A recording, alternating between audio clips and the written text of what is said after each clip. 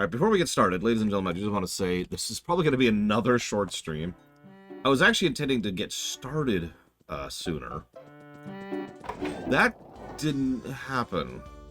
So what ended up happening is I went and I dealt with my stuff, and that's prepped for tonight. Tonight I'm going to be helping my sister, she's not that much younger than me, drag a whole bunch of heavy stuff out. I don't know when that's starting, but that's tonight's deal. So I was doing some prep work for that. I was like, you know what? I'm not feeling great, so I'm going to go ahead and lay down. And then I slept like a log for 70 minutes.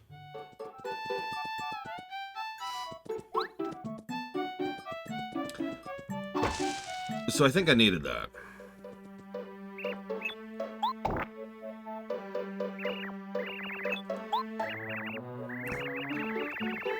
Got a little bit of a I just took a nap headache. Yes, those are real things for me. I'm feeling okay. Anyway, so we found one of these people, and they gave us a seed. This is one of those weirder little side things. Just remember that. That's a long-term thing. But you notice they put the first one right in our face. And it's pretty hard to miss the woman who actually starts the whole thing.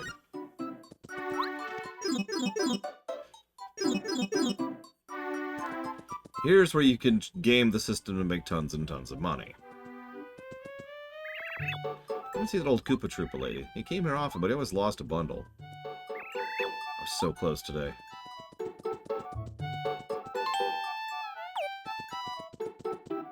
Hello there, welcome to the Playroom. To play here you need a member credit card. It's the kind of game you play depends on the kind of credit you have. Which of course we have none, because we're not a member. We'll come back to that. We can also make pigs. There is no reason whatsoever to make pigs, but you can spend your money on making pigs. And then there will be pigs.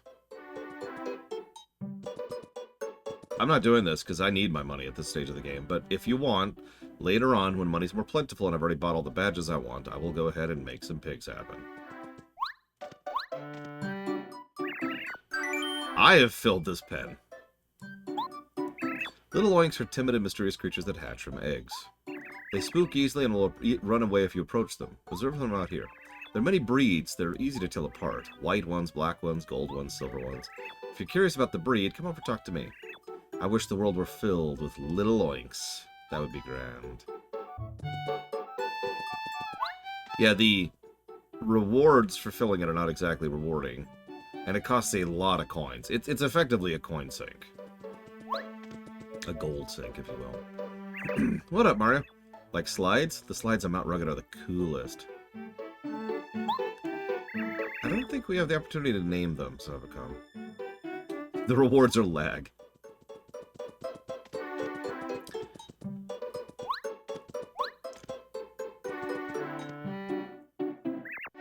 Mario, you do keep a good supply of items on hand, don't you? You get attacked when you have nothing. You'll be in a pretty tight fix, huh? My advice, whenever you're on a long journey, shop by the supply. Oh, yeah, speaking of which. How much money do we have right now? Yeah, I couldn't even do it if I wanted to right now. We can't work because Peach's castle flew away. Oh, well, guess there's nothing to be done. Girls and I always wanted to go on a long trip. How lucky for us. At first I said, let's not go, because there's so much trouble going on. But eventually I came around. We're ready to roll. But not till the train can move. Our first stop was going to be the desert town. I wish we could go right now. Okay, hang on. I don't actually remember by memory the full list. Let me look it up really quick here.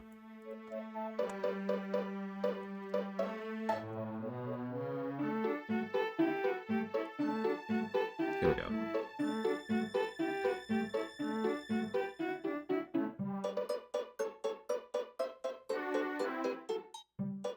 Okay, so here's how this works. You ready for this? I don't remember the exact chance of generating pigs. There's some speedrunner tech that goes into that. But here's how this works out. You make a pig, it shows up. The 11th pig is like, oh my god, I'm terrified, and runs away. The type of pig it is determines the item you get.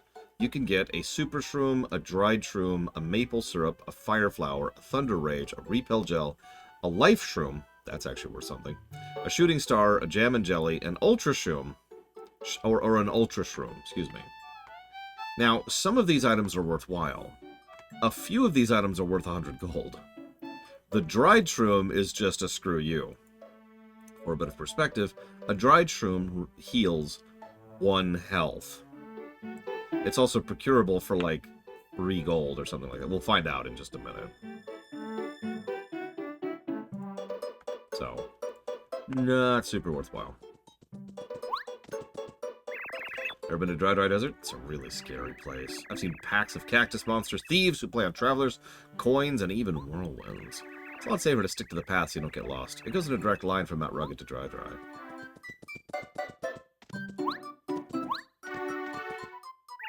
I love trains, don't you? I love to come and watch it and come and go, but it doesn't seem to move at all now. It's really a lot more fun to watch when it's moving. The problem is there's this giant rock in the tracks. I'm ruined! Done for. A huge rock is blocking the train tracks. When Peach's castle was uprooted, one of the boulders landed here. What bad luck. Ah, well. The train is gone forever.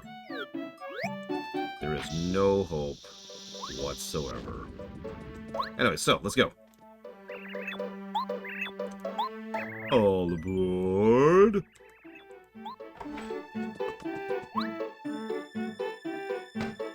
Hi, Evo, if I haven't said that already. Good time, folks. Now departing for Mount Rugged.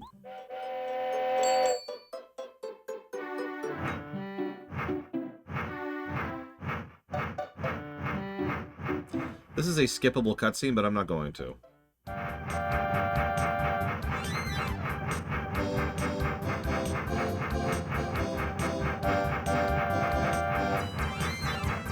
I like how we just hang out up here in the engine.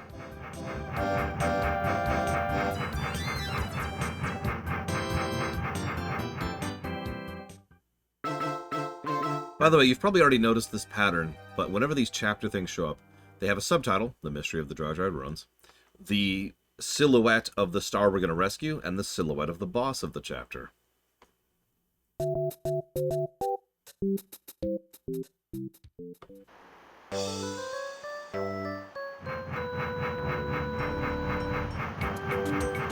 Welcome to Mount Rugged. Mount Rugged, Mount Rugged. Passengers heading for Dry Outpost, please proceed. Let's get rid of Worthless here. Train's running again. About time, I can finally go back to Toad Town. If you want to go to Dry Desert, you have to hike over Mount Rugged. Follow the arrows on the signboard so you don't get lost. There are a lot of scary creatures out there, but if you're not careful, you get hurt in a big way. Things are looking desperate, you better run away really fast. At least I would.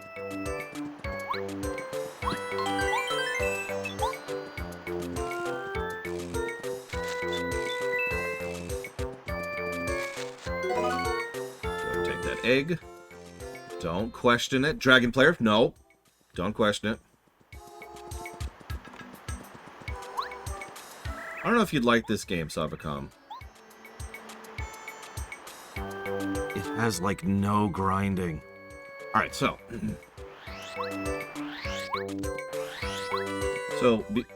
You've probably already noticed the format for each chapter. Even though we're only on Chapter 2, I'm just going to warn this for you. Like, every chapter in Paper Mario 1 is the same.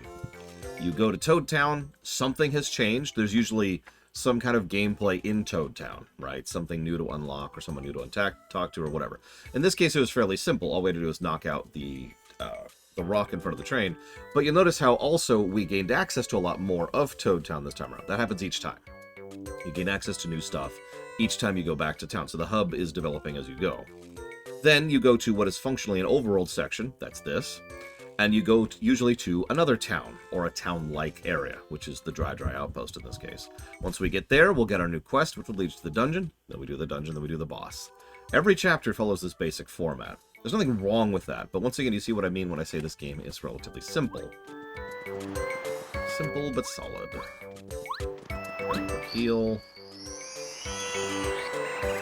Oh, now, confound it, where could it be? So, this is Parakarry. Oh, sorry, folks. Very sorry. I was looking for something and not watching where I was going. What now? Aren't you Mario? Well, you are. You're the Mario. Hello there.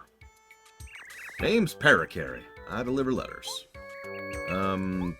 I'm normally a letter-perfect postman, but I'm having a bit of trouble with a lost letter. And you know what? I dropped it on Mount Rugged, and now I can't find it. If you happen to stumble upon a letter, please tell me, alright? My job could depend on it. I'll be searching this area thoroughly for a while. Okay.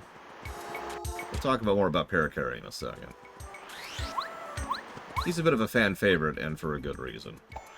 There's actually 2 fan favorites. We'll talk about both of them, don't worry. That's true, Blageville, you're right. I'm telling you, Mystic Quest could have been a Paper Mario. And if you don't know how good this game is, then you don't know how much I lament that truth.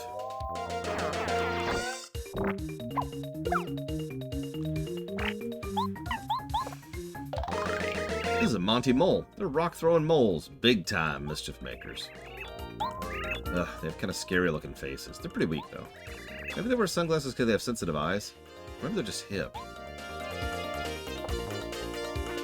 Yeah, obviously this game, it could be argued if this game has too many encounters, but Mystic Quest absolutely has too many encounters.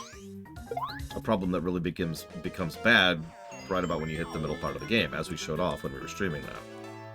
Now, the reason I bring that up, though, is both games accomplish the same thing with a substantially different encounter rate.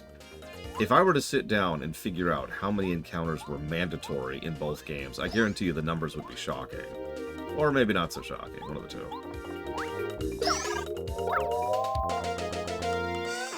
Especially since it's so easy to dodge encounters in this game, and almost impossible to dodge encounters in Mystic Quest.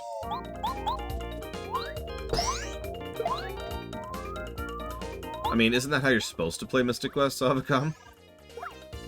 Like them out. Oh, what's that?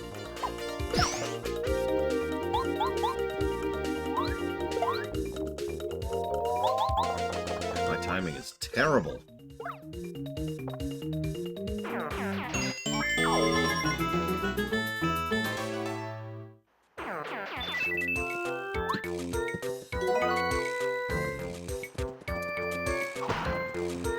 So that's a Whack-A-Mole. It gives the best, or second best, healing item in the entire game. All you have to do is whack him while he desperately asks you not to do so.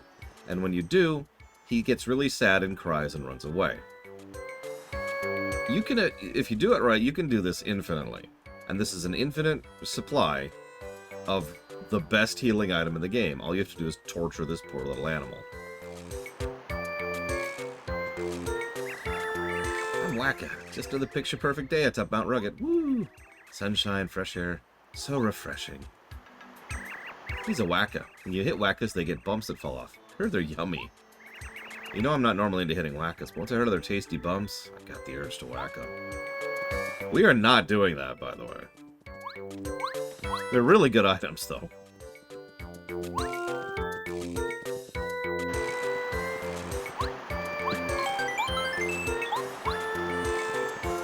There's really no detriment to doing that.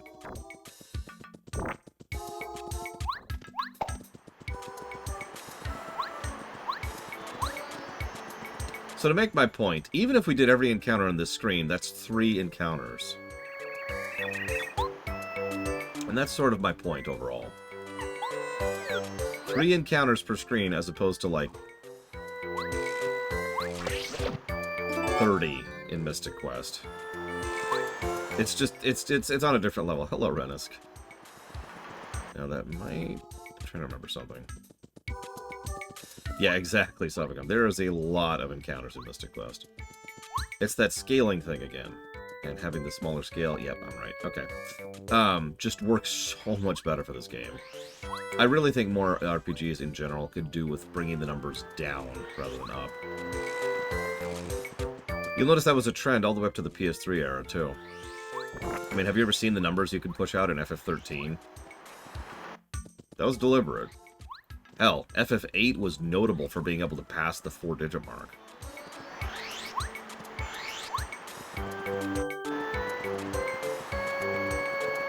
Refill here. Hey, Dakota. Oh, that's the one. Oh, thanks for finding it. I'm so relieved. Actually, I'm also looking for 2 other letters I may have lost. It wasn't my fault, really! If you could find them, could you... Thanks. You son of a submariner.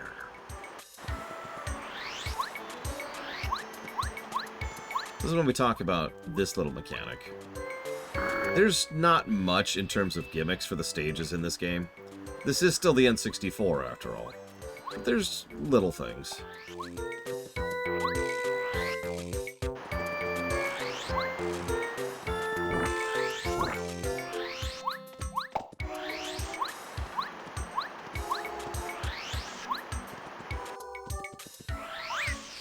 Damn it. So I didn't actually want to fight these guys. These guys suck. Yeah, so, did you notice that did no damage?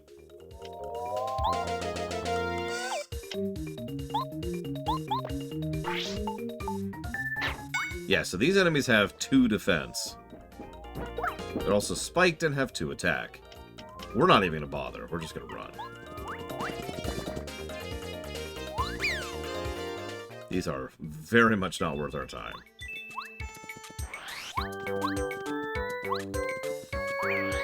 There are a couple of encounters like that in several areas where there's an enemy type which, honestly, you're just better off not even fighting.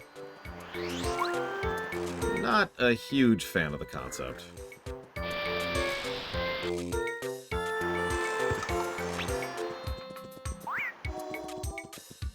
What'd they do with the controls, Renus? Good.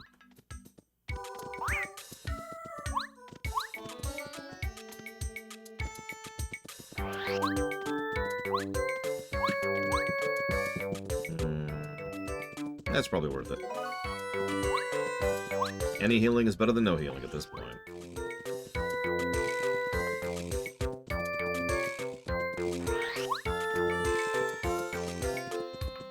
Yeah, if we get a first strike with Bombette, sure. In fact, I should show that off. So, if you do the action command, decreases damage by 1, which is a really confusing way to phrase it, but what that means is, if we successfully block, it blocks for 1 extra. That is invaluable, so we're going to put that on right now. Let's get rid of Close Call. I'm not going to use that anytime soon. I'll show off the danger build, don't worry. Hi, Zekdev.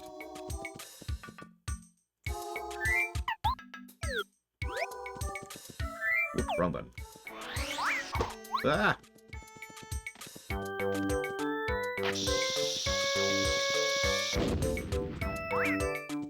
Damn it.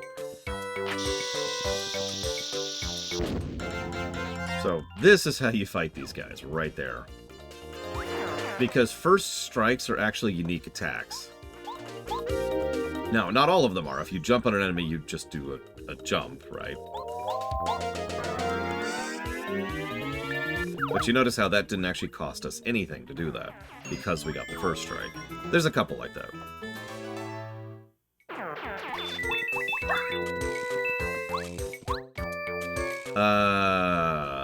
Bragoon would be a better person to ask about the cross-server play thing than I am. For I know nothing. Ah, ooh, okay.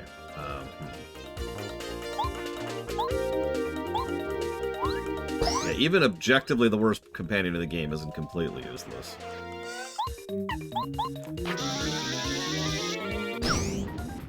Just gonna do that. Just, we're gonna blow that FP right now. Just get rid of that.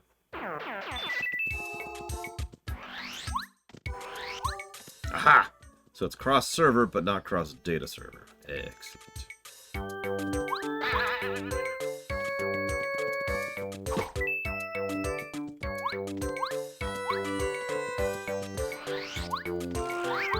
Who could possibly be worse than Bombette? He says, laughing maniacally. Hang on.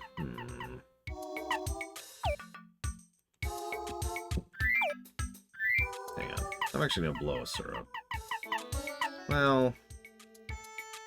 No, I can get Goomuts easily.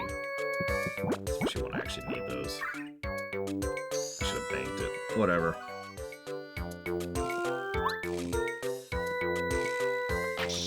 Oh.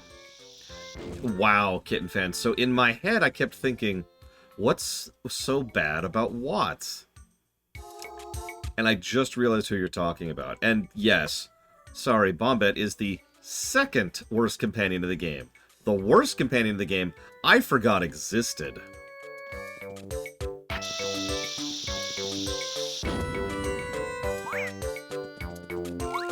That is exactly as damning of a sentence as it sounds.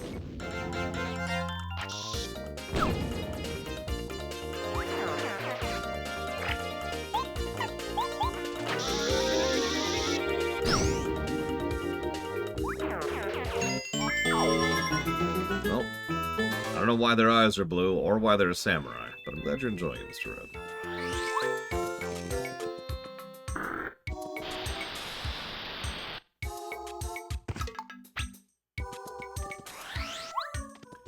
There's one of the letters.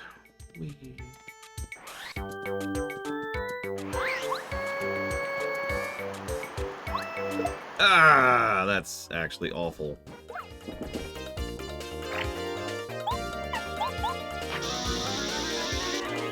Damn it. That's okay. They have very low HP, thank God. I actually clenched wrong on the controller there. Yeah, he does not have uses, let's just be honest. He really doesn't.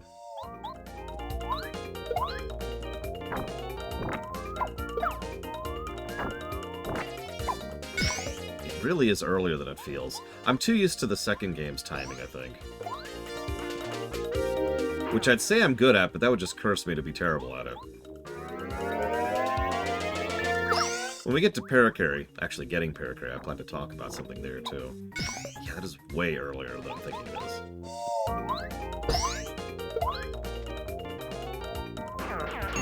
And then I'm gonna get to the second game and have the wrong timing again. It's okay, there's a badge to help with that in the second game.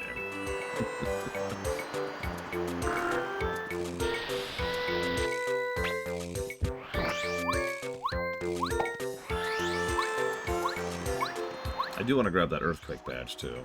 That has at least one use in the entire game. That's true, Kitten Fan. But yeah, by the time we get him, Parakarry and Sushi are just the best.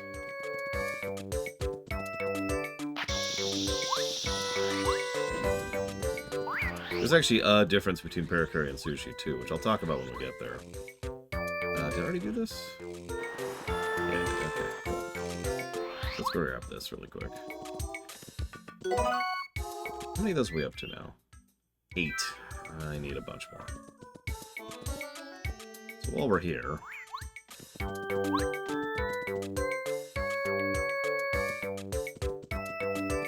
Damn it! That's probably not worth it. Generally, these probably aren't worth the resource expenditure unless you get the first strike.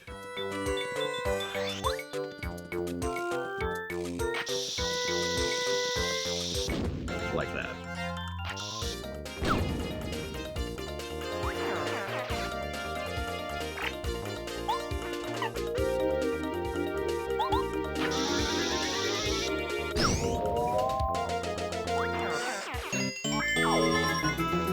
Some people also prefer some companions over others because of their specific inputs, too.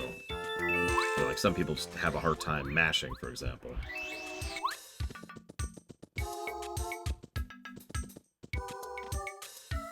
You know, you're probably right, Kitten Fan. It makes me wonder if Bombette was actually designed for here, rather than the dungeon we get her in. Because Cooper is just better almost across the board in the Koopa Bros Fortress. Like, maybe they wanted us to get Bombette here, and they just didn't sequence that properly and didn't know how to fit it in, so they just said, screw it.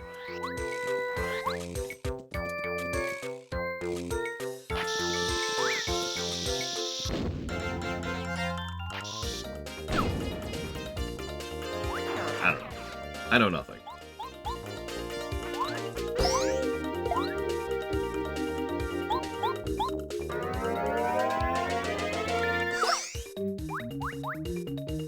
True, Shihali.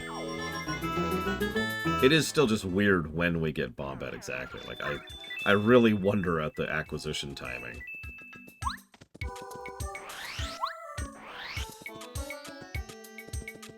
Okay, so we can't cross that yet. But we can accidentally into an encounter, which I don't want to fight. So that's cool. It's one of my favorite things to do, personally, is to just, you know... Yep.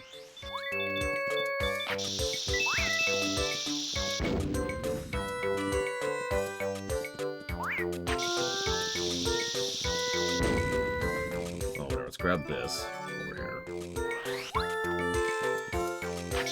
Now, the reason I'm bothering with this is I know I'm going to get a refill as soon as I go back to Parakarry, so it doesn't matter if I spend the mana killing these guys here.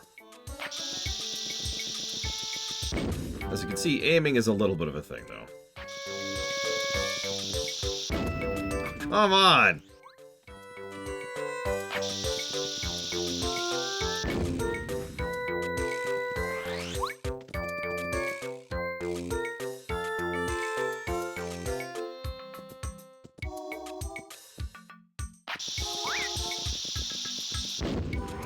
Wow, I timed that terribly.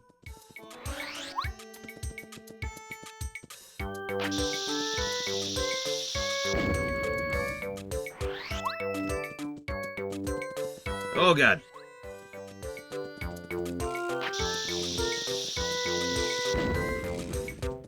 Okay, fine. Fine, I give up. I give up.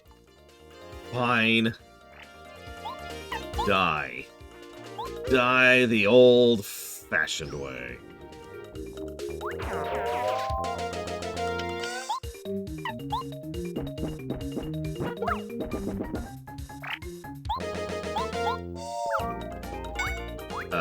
Whoops. Really?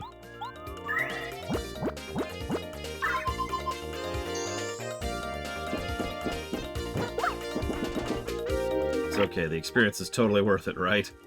Right? I'm not just wasting my time, right?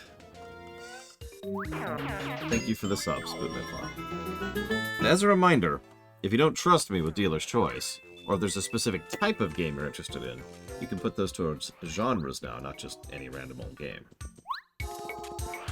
Just for future reference. Same thing to you, Cookie Dude. But thank you to both of you for the subs. As always.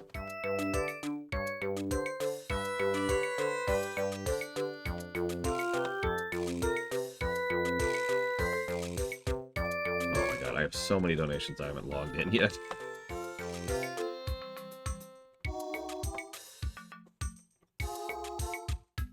Agreed, Kitten Fan.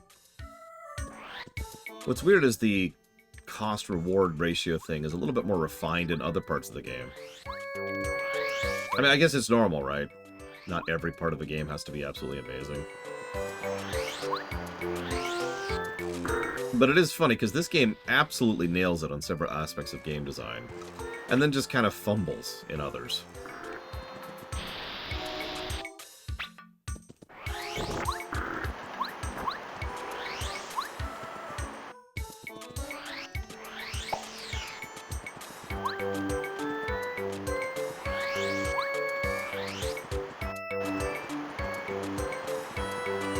Ask and she's already apologizing. Are you secretly Canadian, Savacom? Be honest with me. Just the ability to put in a date and get a star date out of it, Savacom. There we go, that's one of the ones I dropped by accident. Thanks so much, really. Of course, there's still one more left. Could you find it? Yes. True enough, Kitten Fan. Now I've collected all the letters today. I've lost today. Thank you.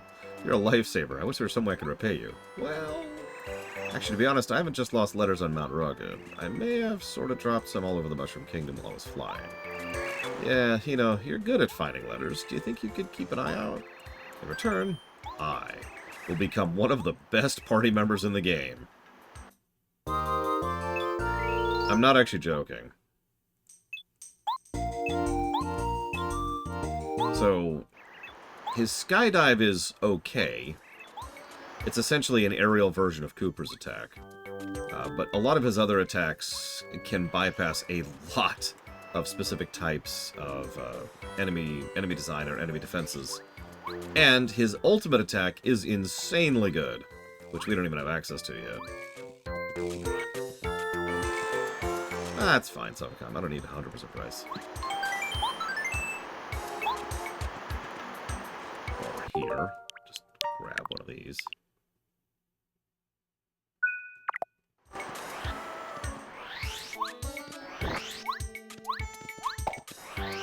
Thing is, there is one thing I don't like about him. There are several of these types of puzzles in the game, and they're slow. We got the Quake Hammer. Now, again, we're not using that now, but there are a couple of specific enemies later in the game that I'm absolutely going to want to have the Quake Hammer on. So, yay for grabbing that. But yes, that's all I needed. Thank you so much, Sabacom. I was actually worried about getting that right. So that's his basic attack. We'll show off his mega attack later. Quake Hammer bypasses defenses, I think? Let me double check that, because the tooltip should tell me.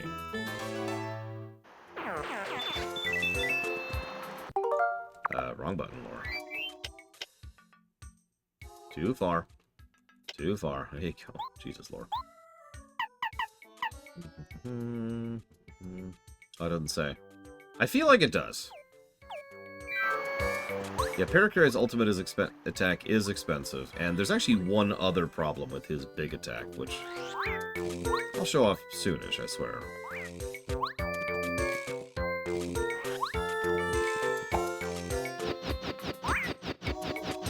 We absolutely want to do this now. This is as close to walkthroughitis as we're probably getting for this game, and it probably deserves a negative because this is MSQ. Nothing really indicates that you should go over here, and so let me explain a little bit. The design of this sequence, this overworld sequence, is you go through once with whomever, and then the second time with Parakarry, and Parakarry is how you unlock further progression. Thing is, there's 3 major forks in this area, which you have to go down all 3 of in order to get the letters to recruit Parakarry. So the only way to actually get everything in here is to go through down all 3 forks twice, right? That's completely unnecessary. There is no reason to have that second trip. What should have happened here, and it's an extremely small change, is we approach Parakarry, he's like, hey, please help me find this stuff. Joins your party, and then you can wander around getting the letters and then getting all the stuff the first time through each of these forks, right?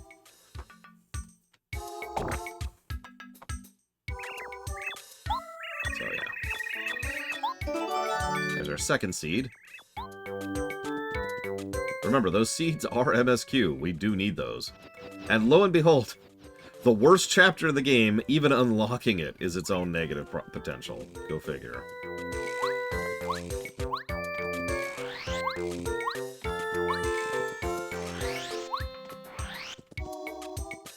I do want to show off one thing very quickly. So, this will do nothing, of course, but that's not why I did that. So this is Sky Shot. Sky Shot is an armor-piercing attack, just like Bombette's Explosion. Costs about as much, but can hit much more. So it's essentially her bomb thing, but superior in almost every way.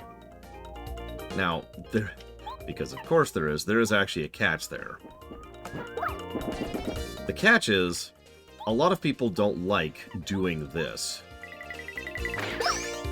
Especially on smaller enemies who have smaller hitboxes and thus are much more irritating to hit.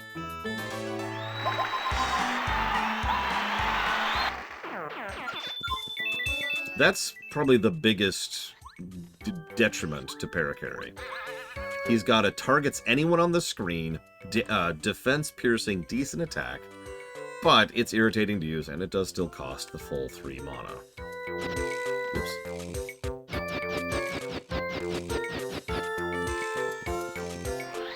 Ignore the buzzard guy, he's fine, he's fine. Hi there, hold up a sec, pod. Okay, real quick, who in chat has not played this game? Just a darn minute, I'll send you some wares.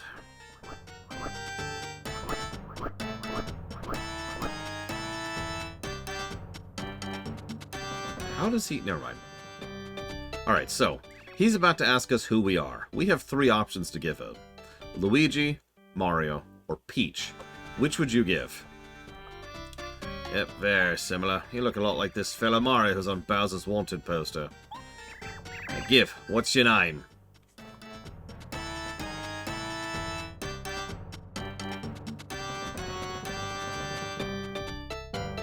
This is another one of those weird decisions when it comes to gameplay.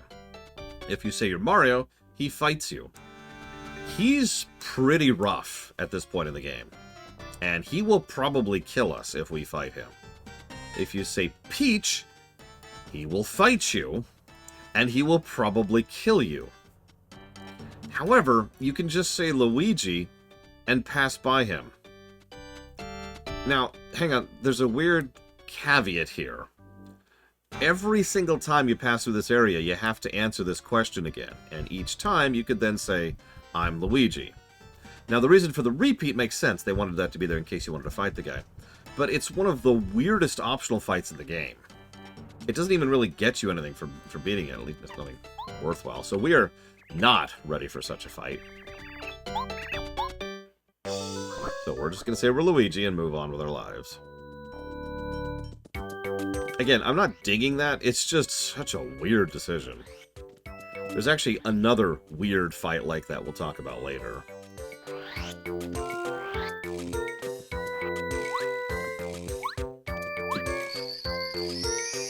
Now, they do put a save right after it, of course. But whatever. Nice transition to desert. And now we're in the desert. I actually like this song.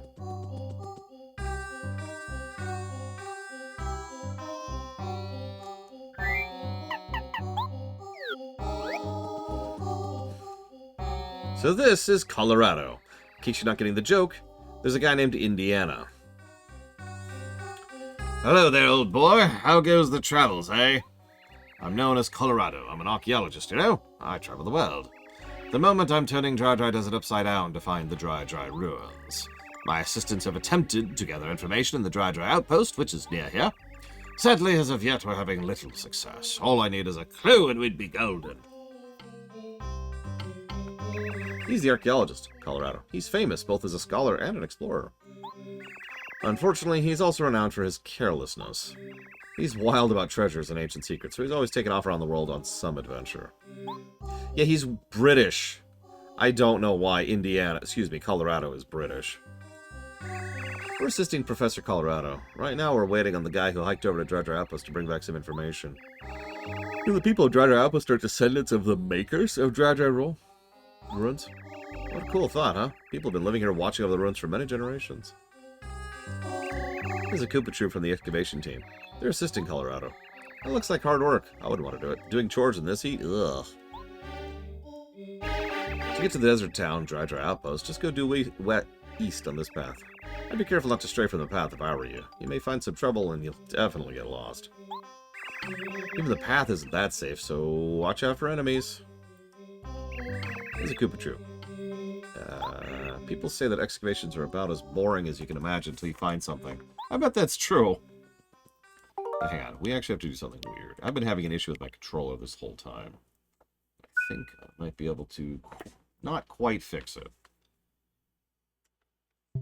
Yeah, the desert has a separate tattle dialect for each room, which makes sense because every room in the game has a separate tattle dialogue. The distinction is the fact that... Come on. There we go. Just gonna switch controller for a bit, see if that helps. Is that there's, what, like 16 here? Colorado searching out mysteries as usual. He seems to be looking for the ruins here. As long as we stick to the path, it's easy to go from Mount Rugged to Dry Dry Outpost without getting lost. And so many people use this path, the desert sands can't cover it up. Oh yeah, very, very, very small detail. Notice the thieves, the bandit enemies, are pink. Now, you're probably thinking, but hang on for a second.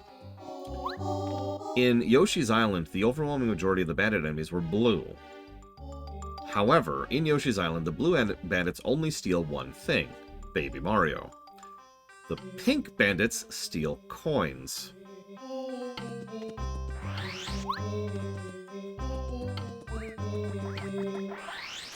That is a bizarre attention to detail. So, spiky on both ends, so Bombette can't do normal attacks, and neither can Mario or Parakarry, I think. So, this is Kooper's time to shine, if we decided to fight these, which, well, you know. Hello, Czar.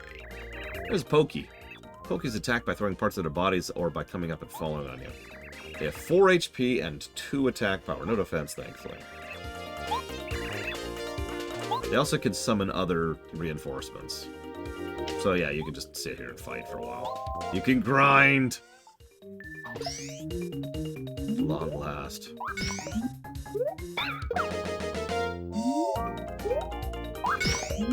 That's also a common trend you'll see in this game.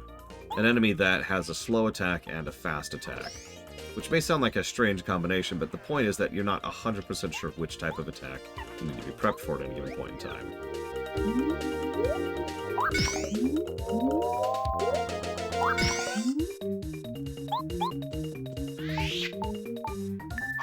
Um, 40... No, that's not right. Oh god, I can't do 7s in my head.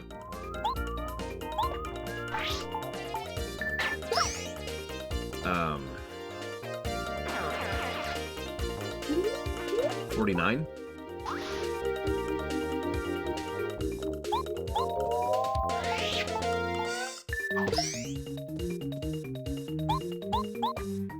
I do math in my head weird.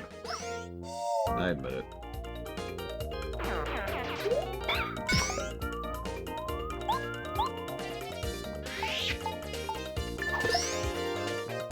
So, 7 times 5, right? Which is easy. That's 35. And then 35 plus 14, which is 7 times 2.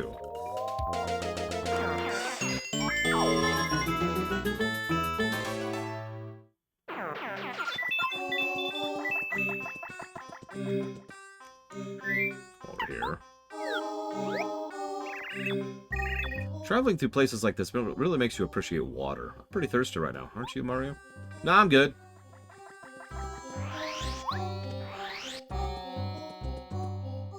In an area like this, it's tough to find things that can serve as landmarks. That rock in the shape of a cactus is a pretty good one. Hint, hint! Also, avoid the whirlwinds. They just throw you to a random spot. Just putting one foot in front of the other is hard here. Whenever I take a break, I feel like I don't want to move again. I know that vibe.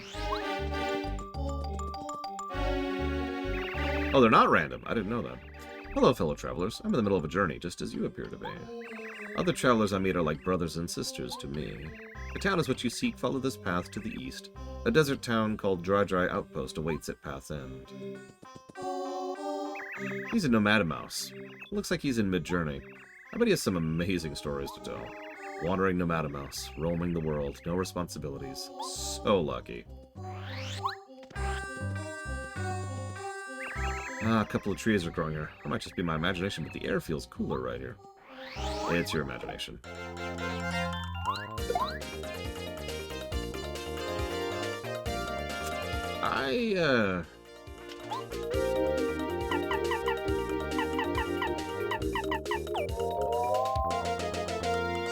I'm gonna run. That is... Oh no. Oh no. Oh jeez, that was close.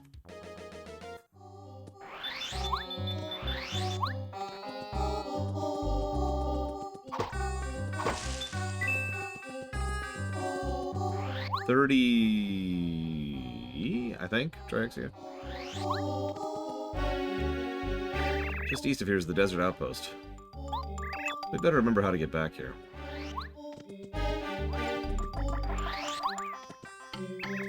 Look, Mario. There's actually some grass growing around here. I've hit the level cap most of my playthroughs of this game, Trixia. It's hard not to, as long as you're actually fighting everything. Oh, thank heavens. At last we found an oasis. It's not a mirage, is it? These are so green. The water's so blue. Hooray!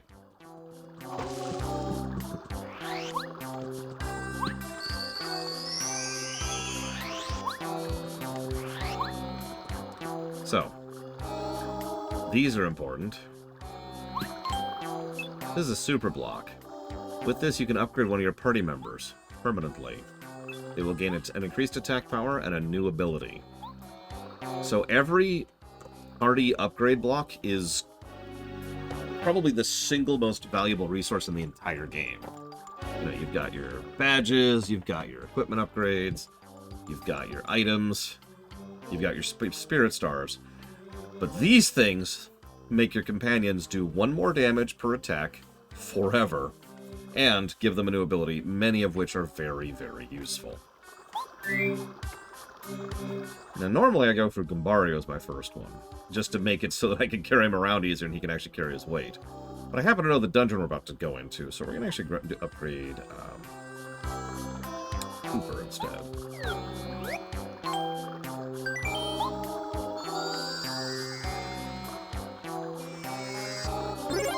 Which means he now officially does more direct damage than we do. Meaning he can do damage to those Clefas earlier, for example. And we'll take a lemon while we're here.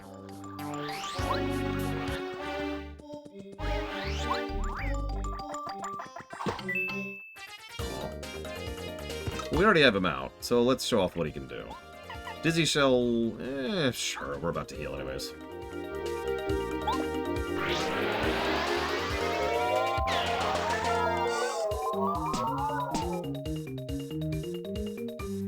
So that's the Dizzy effect. It's more or less exactly what it sounds like. Those enemies are out of commission for 3 full rounds. Yeah. I can just do this here. I can show off now. Also, I do like how it shows you in the screen there who's been upgraded and who hasn't. On the off chance you forgot.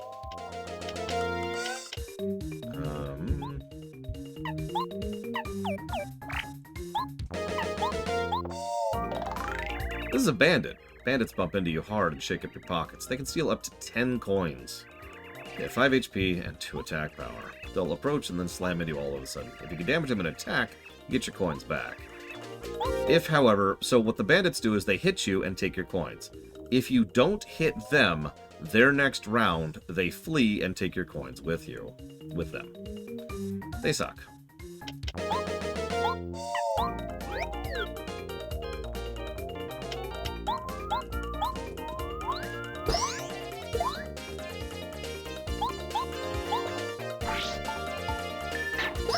And as you can see, he now does 3 damage with that.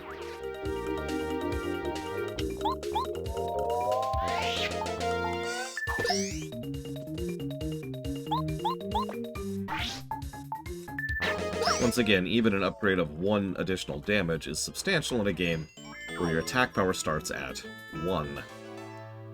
I hate to keep hammering that point in, no pun intended, but it really does bear repeating just how awesome they designed the game around that thing. Yeah, Goombario's upgrade doubles his damage output, although only against certain enemy types, which is why I pushed it on Koopster first instead.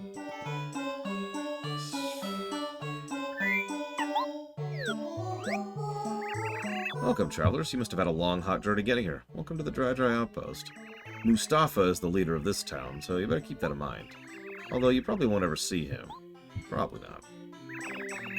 There's a lot of dryites and nematamice living here. I'm so happy to find civilization after crossing the desert. Despite the climate, lots of travelers seem to come here.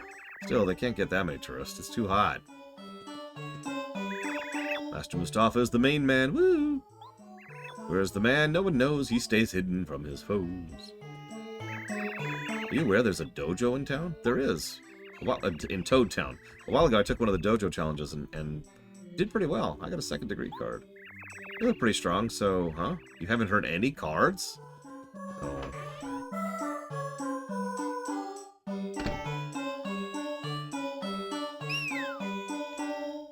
Huh.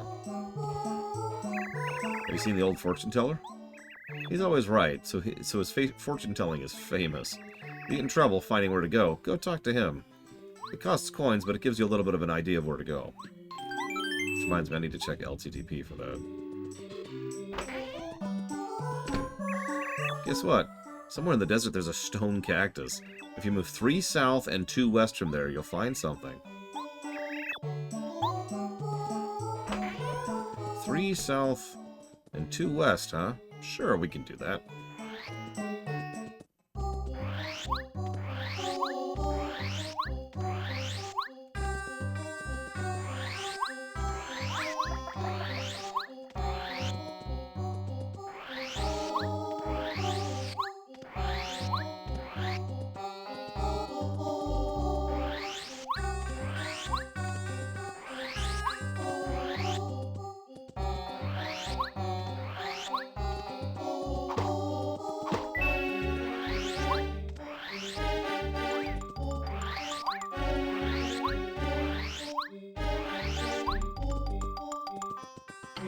What I find weirdest about this desert, a lot of things like this exist in gaming, right? Like, we just had this in Yume Nikki, for God's sakes.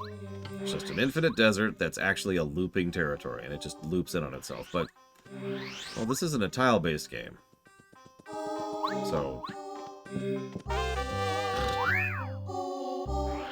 So instead, each cell has to be laid out like this, right? So you can actually see the whole cell here. But what's weird about that is they wanted to have the same concept. So as Kitten Fan just pointed out, they just sat down and made 49 separate cells.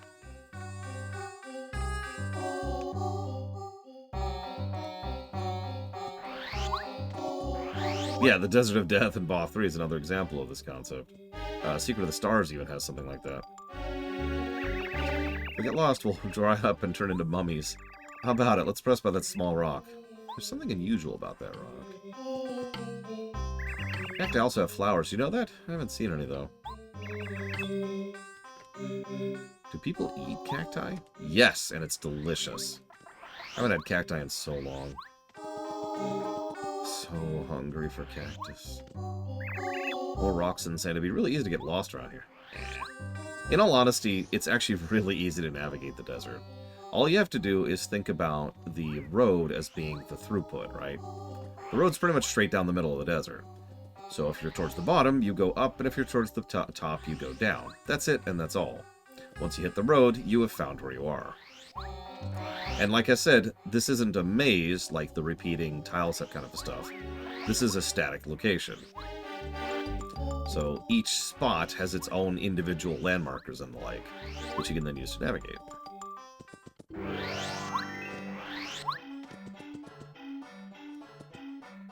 Yeah, even the tornadoes are consistent. I didn't even know that part. Are you from Toad Town? That's a ways away. Dry Dry Ruins? Nope, never heard of it. Sounds like a local fairy tale or something. Yeah, if you're serious about looking for Dry Dry whatever, go ask the information trader. Supposedly, this information trader lives in town and swaps information or items or something along those lines. I don't know. That's what my friend says. My friend? This guy? Nah, he's too shy to be an information trader.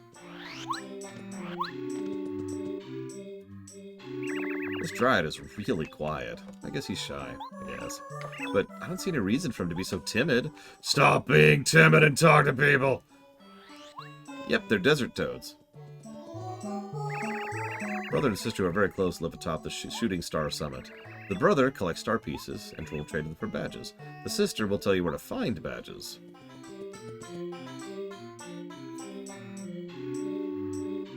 We'll talk about that later. Long ago, there was a kingdom called the Dry Dry Kingdom. I'm sensing a trend. King Musta ruled over it. One dark day, he was betrayed by his subjects. In the uprising that followed, the Dry Dry Kingdom was ruined. King Musta escaped and vowed vengeance on his enemies. He gathered those faithful to him and defeated his betrayers. King Musta's supporters were the original robbers who built Dry Dry Outpost. Hey, hello. I'm assisting an archaeologist, Professor Colorado. I came to Dry Dry Desert to excavate Dry Dry ruins, but it's hot as blazes every day and I'm constantly thirsty and I want to quit and go home. Yep, deserts suck. Can confirm. I heard an archaeologist named Colorado was here. You know what? Even if he digs up the entire desert, he won't find it. Dry Dry Outpost was built by robbers. The boss of the robbers was the descendant of a king. The king hid the entrance to the ruins of his kingdom, and the robber boss guarded them. Legend has it even now, the descendant of that boss hides in this town, keeps the ruins safe from prying eyes. This is chic. You'd think the guy could shake the dust from his clothes. If I didn't know he was an information trader, I'd say we should steer clear of him. Still, he's our best source for gossip. As adventurers, we have to deal with all kinds.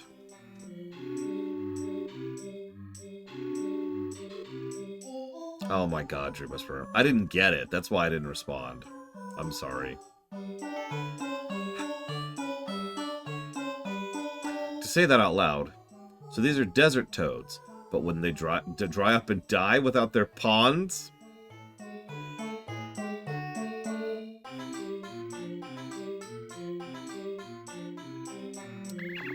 Someone who gives things is nice. Yeah, it's very nice. Nice guys get told nice stuff. I'm gonna give him a lemon. Oh, heavenly, a lemon. The nicest of nice things. You've proven you're nice by giving me my favorite thing. And since you're so nice, I'll tell you something really nice. What's funny is all four of these are the same question, although you wouldn't know that. Find Mr. Mustafa, go to the shop in this town. Buy a dried shroom, then a dusty hammer. This is the secret sign to those loyal to Mustafa.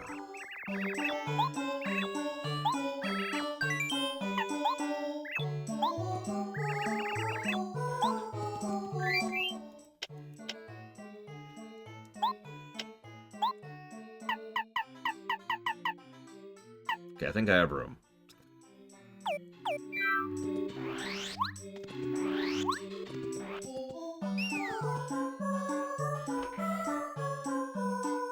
Yeah, I've encountered a few things like that in my life, Lord Harrowmont. Weirdly enough.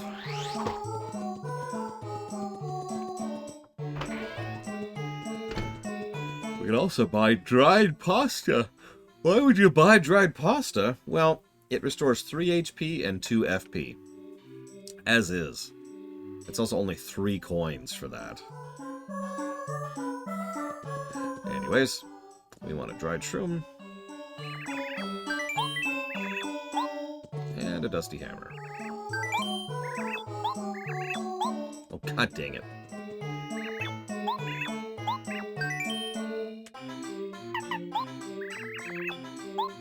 Let's throw some stuff in the bank here really quick. We don't need those for a while. I want to save our Koopa leaves for later.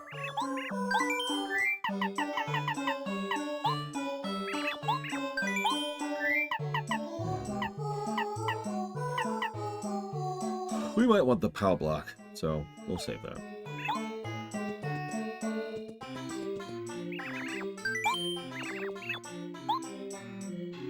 What ho! A dusty hammer after a dried shroom.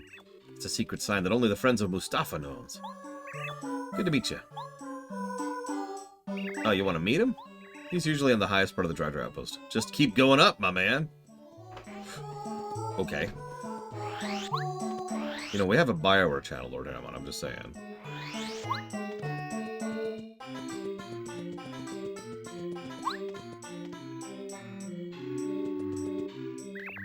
Keep this quiet. If this woman casts a spell on you, it might help you during battle.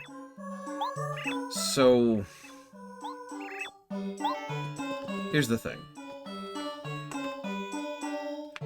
This is... weird. So you buy her buff, and her buff goes off X amount of times. I think it's like 5 times. You cannot decide when it goes off, and you cannot decide what effect it has. They're always good, but that doesn't always make them useful. For example, you could suddenly have a much higher defense during one particular round, or a much higher attack during a particular attack, or you can get double the coins or double the experience. So, really useful stuff, right? The catch is, of course, you can't decide when those go off. Now, yeah, it can also trigger on a boss. I've had that happen, and that is incredibly useful. I am going to go ahead and buy this, I think, but let me double check something super quick.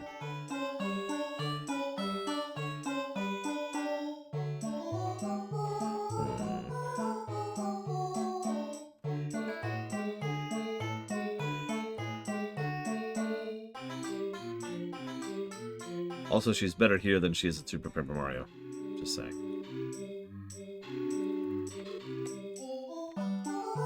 Yeah, I've had the defense one pop up, and that's just really, really irritating, honestly. Here we go. So, raise your attack power by 3, defense power by 3, double experience, or, excuse me, triple coins.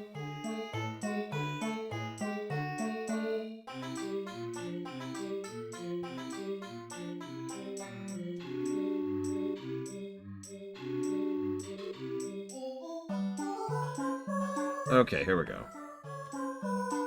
She is better in Thousand Year Door, but, I mean, a lot of things are better in Thousand Year Door. So, she chooses a turn count and a spell type immediately. Once the turn count elapsed, the current spell is only stored for the current fight, meaning you cannot rely on save point manipulation to have an effect. So the moment you get the buff and the moment the next spell is cast, it automatically determines what the next spell will be after that, so there's no save stating finagling that you can do to affect that. The current state of her spell is stored in player data, which includes how many spells she has remaining, how many turns it'll happen before it can happen, and what the upcoming buff is.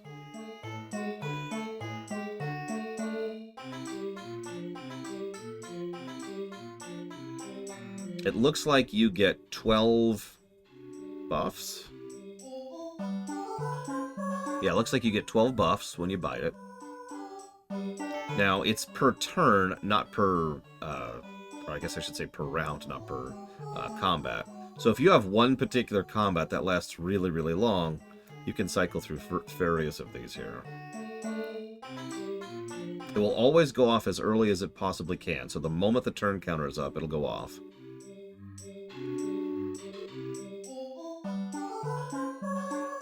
It goes off at the end of turn. This has actually happened to me, which means you can have it go off and have it be completely useless. So that sucks.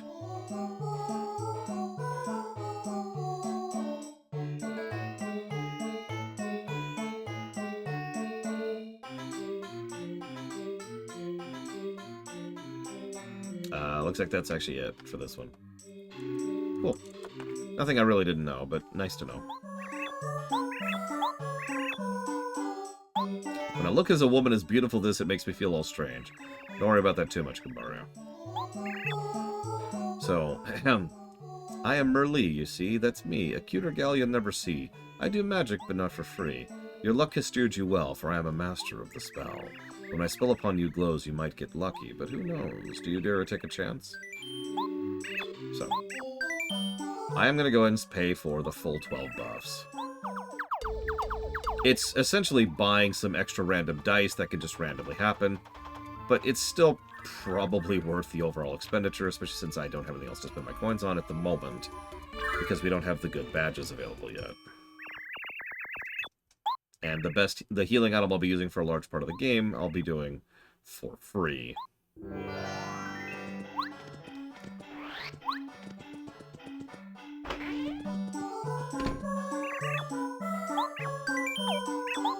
I need healing?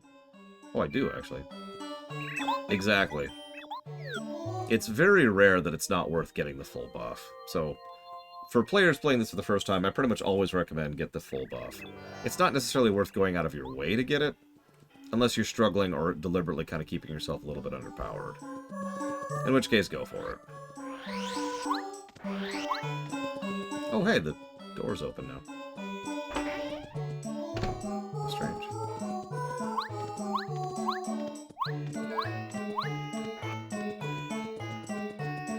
A letter? For me?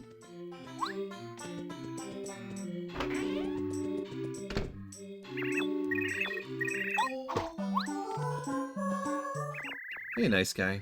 We meet again. I'm glad you found me. I am Mustafa. I'm the one you've been seeking all of this time. When I'm out and about in Dry Outpost, I use the name Sheik. It's always good to meet a genuinely nice guy. I meet people all the time, but you are by far the nicest guy I've met so far. Your name is Mario, yes? I heard you want to go to Dry Ruins. I have a feeling you are on an important journey, so I will tell you the secret. Dry Ruins is a very important place. My ancestors have watched over it for many generations.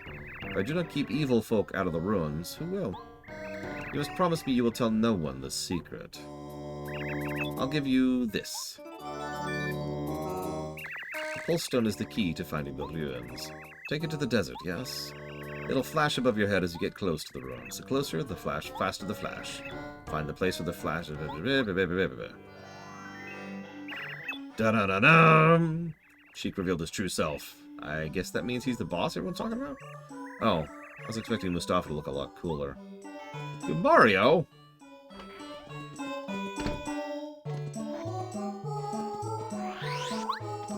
Oh yeah, also, you notice these little random things? We've seen these periodically throughout the course of the game. Just keep those in mind for later. Oh, quiz time.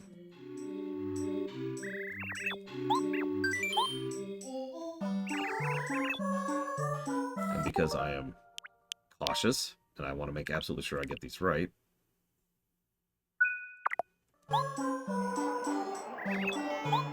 What is the color of the block you can break with the first hammer? Yellow. Also notice Luigi's in the audience. And Yoshi. 2 Yoshis, excuse me. 9 star pieces now. We're getting there. We're getting there. We might have to go digging a little bit for star pieces, because we want those. We want those very badly.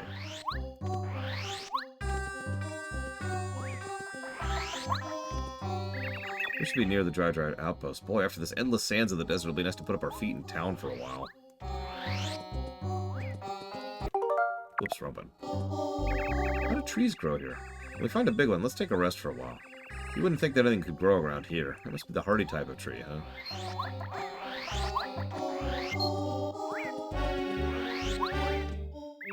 So blue, the desert sky. Better call it big ol' super blue sky. I think I'm delirious. It's so hot out here, I can't think straight.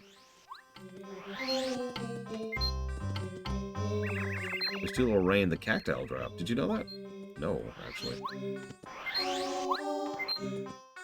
You know what I just realized? I hate the desert.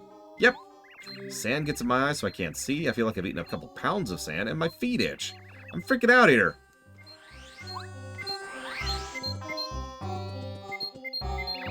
That desert never ends. How big is it anyways? I'm beat. My feet hurt. Sand feels like it's 1,000 degrees.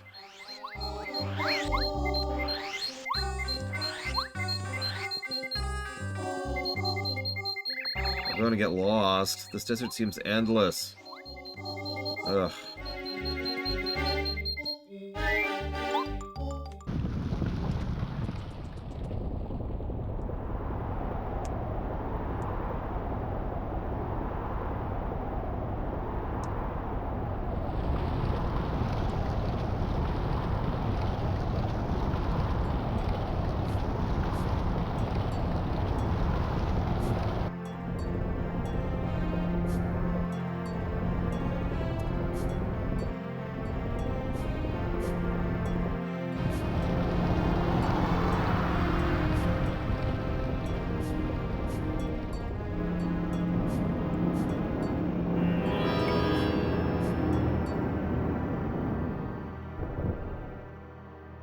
Also a bit of a hint of what's to come. There's several chomps as part of the pillars. Hope you like chain chomps. Because I don't. Chain chomps might unironically be the single hardest type of enemy in this game. Not individual enemy. That would probably apply to Hammer Brothers or the Koopa Patrol Warriors. I forget the names of. But chomps? Oh my god, chomps. That's true in the second game, too. Chomps are mean. Which kind of makes a degree of sense, I suppose.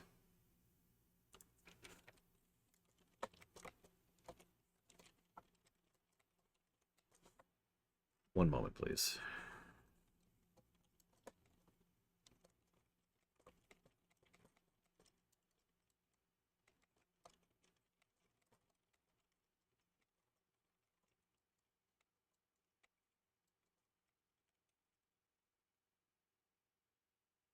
Yeah, could you imagine if every joke in the game was just a paper joke?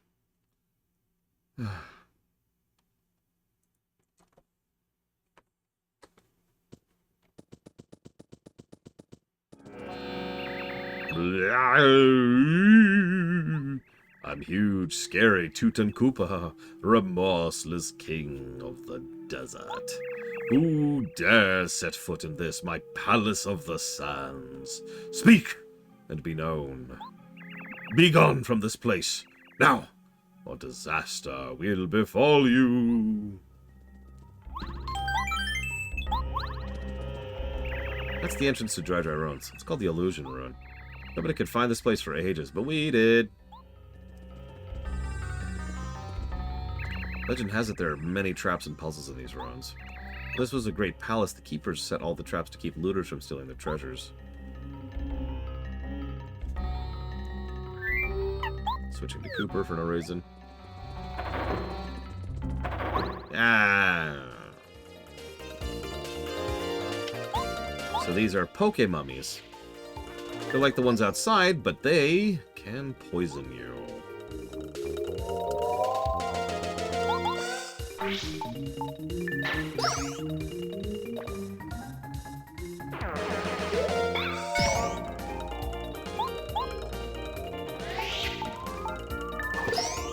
I want you to know, it goes against every fiber of my being to not have Goombario in my party and tattle on every enemy we encounter. Really? On this? Oh, cool. That's just a colossal waste.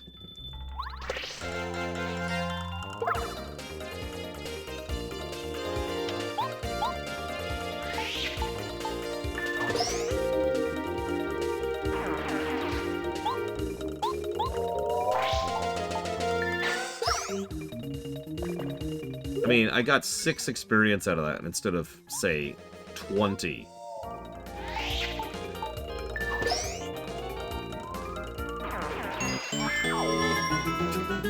I guess it's better than nothing. So there's the Spike Shield badge. I actually rather like the Spike Shield badge.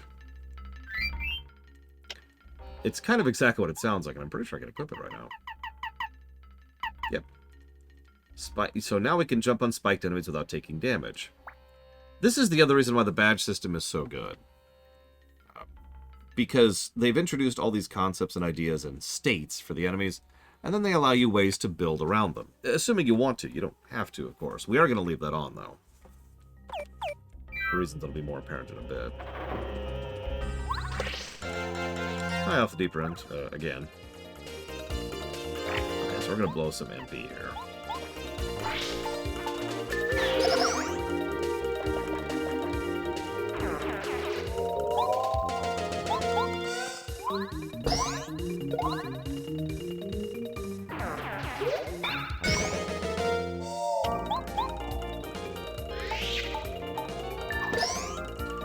Now, another thing I've been trying to point out, and I think I've been failing at, is the combat's relatively quick, too. One of the biggest things that'll drag down just about any RPG is every single combat taking way too long. Now, that's not a guaranteed negative situation, but it doesn't help, right? Especially if there's lots of combat. Mystic Quest kind of has a weird situation, to go back to that, because Mystic Quest has extremely quick combat, which in many cases can last just like 10 seconds. However, there is a lot of combat in Mystic Quest. Enemies upon enemies upon enemies. And yeah, FF9, by contrast, actually has a relatively small amount of encounters in it. In fact, on average, a speedrun of FF9 only has like 70 encounters in the entire game. That's counting bosses, by the way. But that combat takes forever. So, that kind of punchiness is important.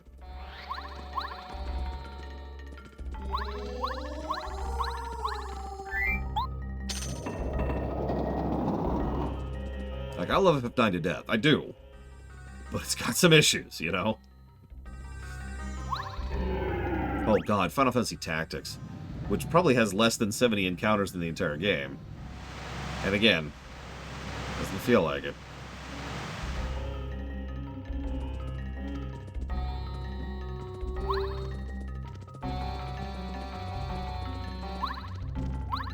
Anyways, if it's not obvious, this is the second dungeon. I'm only pointing that out because this is a relatively short game, and once again, I say that as a good thing. Fools! You have ignored my warning, haven't you, fool? You will fall to my legions and become a mummy of the sands.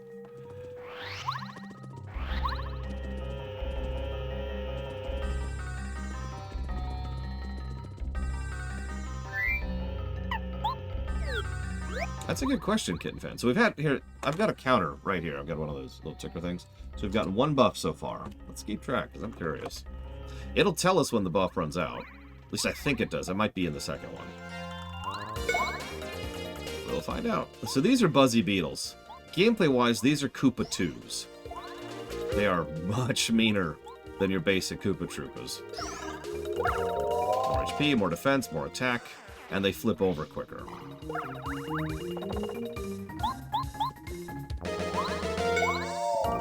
It pretty much, Shihali.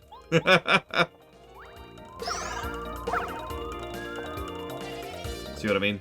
1 turn of stun. Actually, it's not even a single turn. Their next action is to right themselves immediately. So you don't even get a full turn of stun. They just get back up. But that's why I switched to Goombario before that we fought that guy.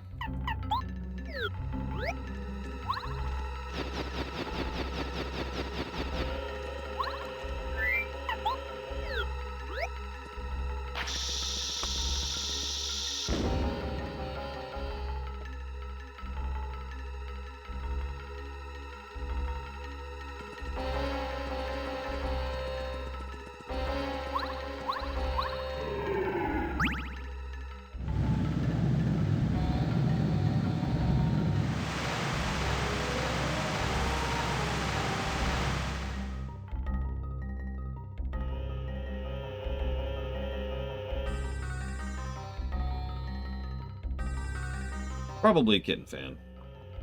We might not even refill the buff this particular playthrough, because we didn't bother to get the full one, because of course I did.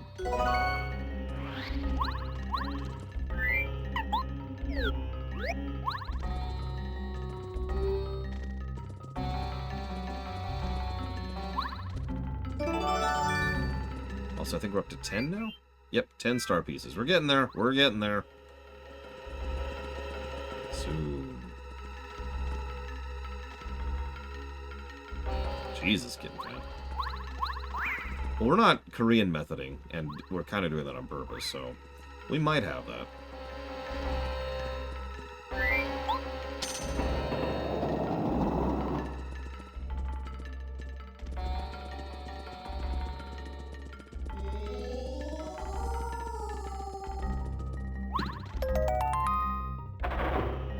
Hell, shoot.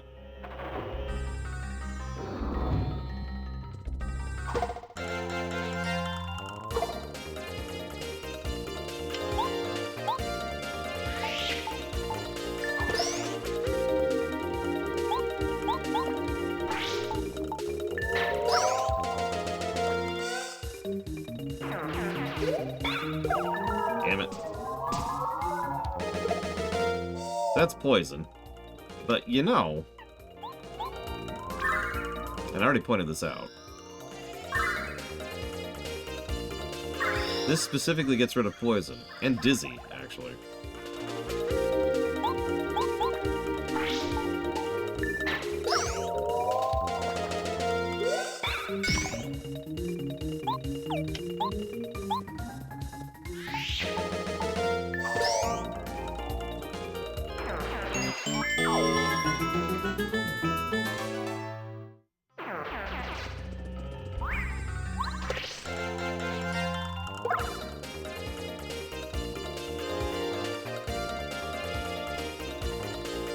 That's a problem. Alright.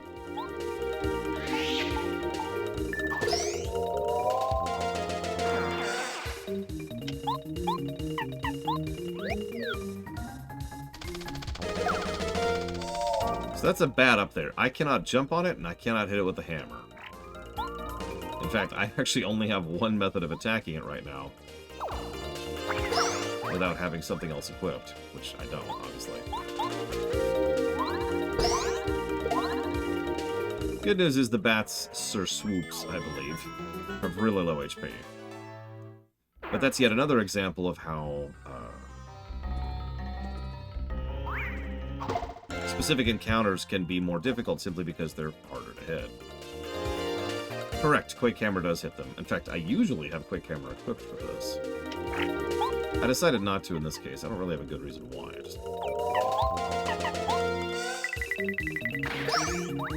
We're just gonna do that. Just sniper that guy out of existence.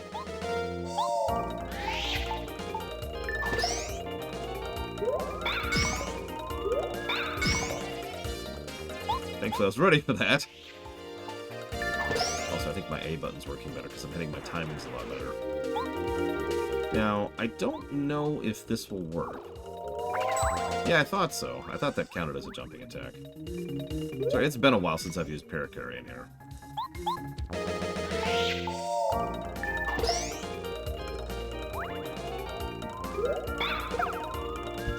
So, you okay there, buddy? Well, I mean, obviously you're not now. I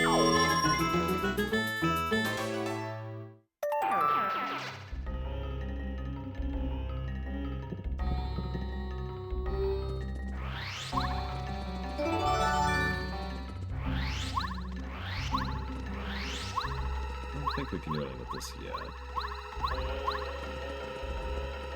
Yeah, okay.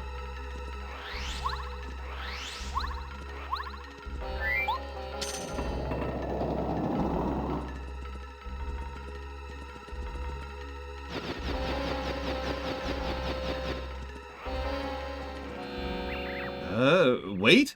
Come on, don't go into that room. Oops. I mean... Flee now while you can. If you continue... you'll feel a horrible curse. Ignore the treasure sign on the wall. It's lying to you.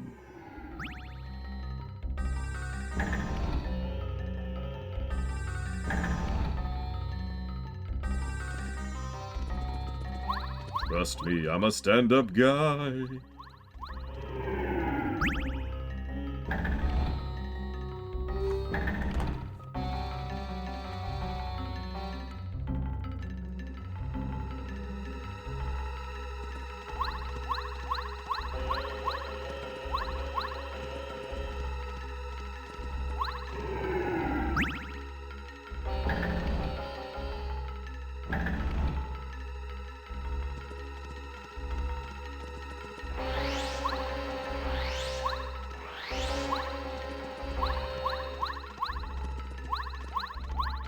Yep.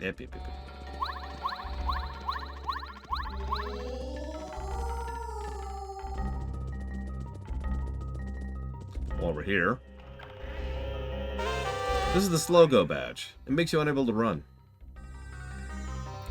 To my knowledge, there is no purpose in this. Like, there's no secret benefit. You don't unlock anything. It's barely even for challenge runs. It just makes you slower. Apparently there's one use for that. Anyways, hammer upgrade. Hammer damage now up by 1, extremely useful. And we can now destroy stone blocks. So you can see a lot of the equipment in this game, in addition to increasing your damage, also allows you to access more parts of the game, which is always helpful.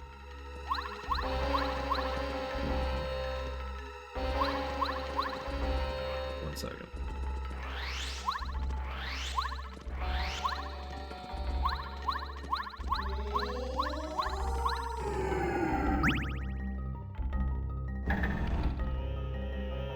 That's true, Blancheville. God, the similarities between this and Mystic Quest never occurred to me.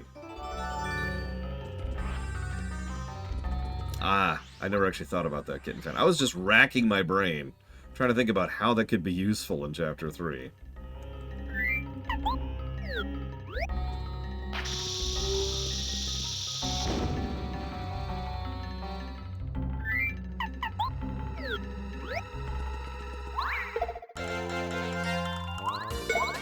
Oh my god. Run. Just run. Just run.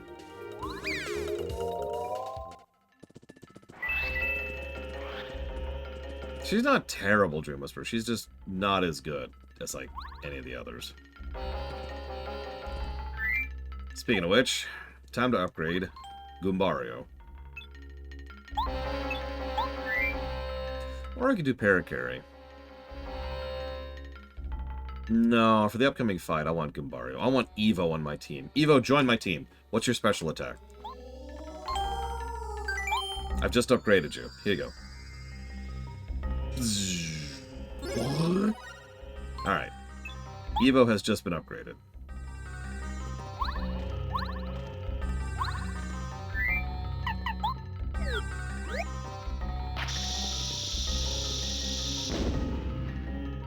Paint Explosion. Oh my god, you would make a great Pictomancer. So yeah, Goombario... Well, we'll get to that.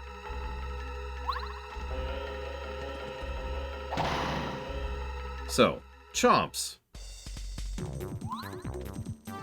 We've already talked about these guys, kind of. Thankfully, we just got a hammer upgrade.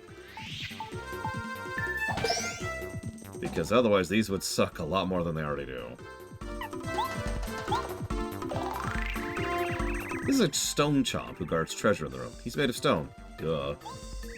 Max HP 4, attack power 3, defense power 1. His jaws can supposedly crush a coconut. I don't know about you, but I don't want to become a snack.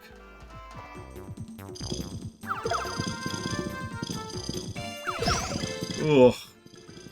Yeah, these could kill me in 3 rounds for a bit of well, 5 rounds. No? 3 rounds if I screw up. So, yeah. We don't want to screw up.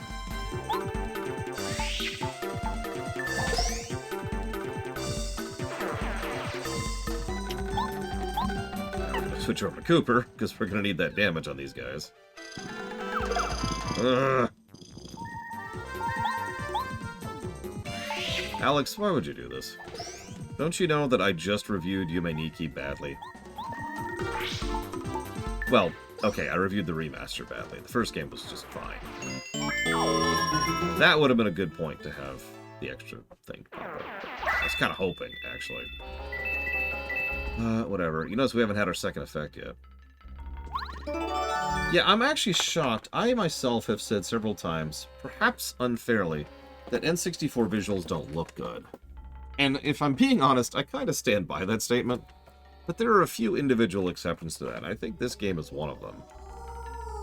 I think I'm just biased because Paper Mario 2 absolutely destroys this game in visuals.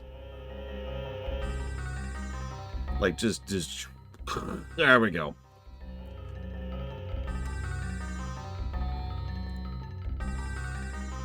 Hell, even the original, never mind the remaster.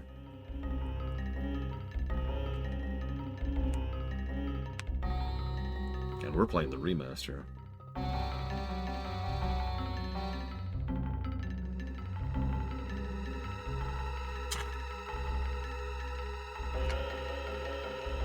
Well, fingers crossed that the bureaucrats actually do their goddamn job, and that they follow through on you actually having that, Alex.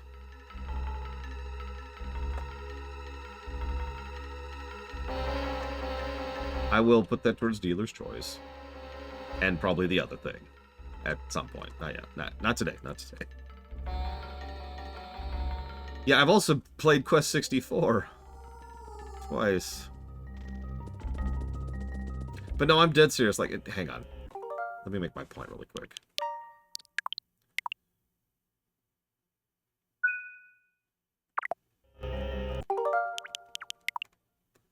So, like... This doesn't look great. Especially coming off the heels of the NES and SNES Kirby games, which, it's worth noting, look really good. Just...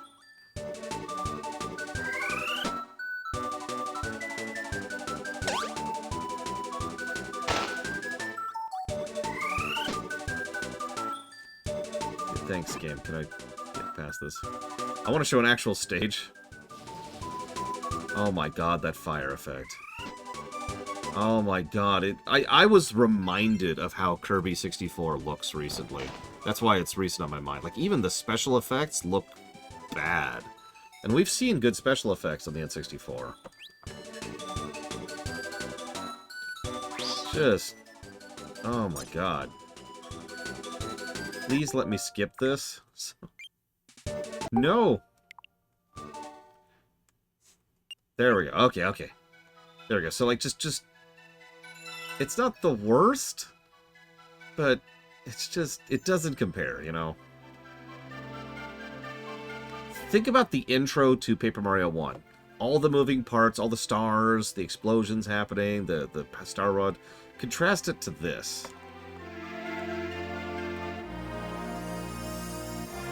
Well, plus the N64 was notoriously difficult to work for, Alex. So, of course, you know, the Nintendo team is going to... and second-party Nintendo developers are going to have an easier time with that. But in answer to your second part, I actually have no idea how early on this was.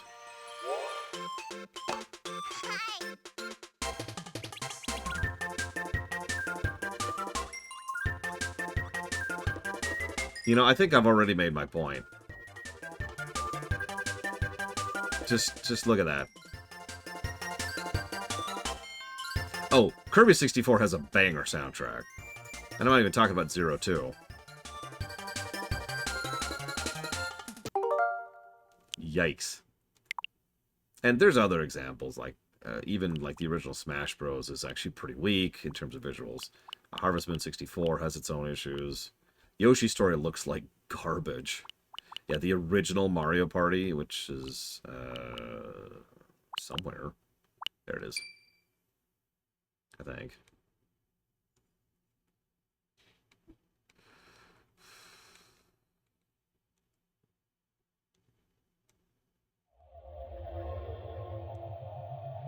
Mario Party 3!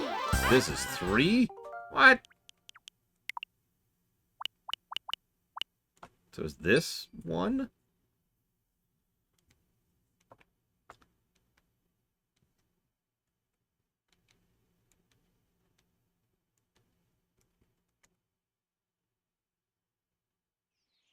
Yeah, this is 1. Oh, God, I've already made my point. Instantly. Oh, my God. Just look at it. Oh, just look at it. Look at the clay. Look. Oh, my God. I think my favorite thing, and you knew this was coming, is the grass. Look at that grass. We've solved tiling, people. Like 10 years before this game came out, we figured out what tiling was. Come on. Oh my god. Okay, hang on. Someone asked me to show this off, so here you go. But honestly, this game also doesn't look very good graphically, at least not at the beginning. I actually use this as an example of how the graphics can be, you know, weaker when they go for full 3D.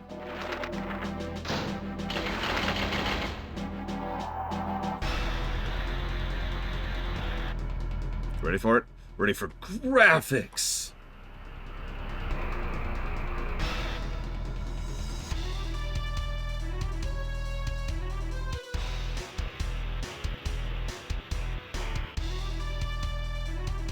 Hyper-realism.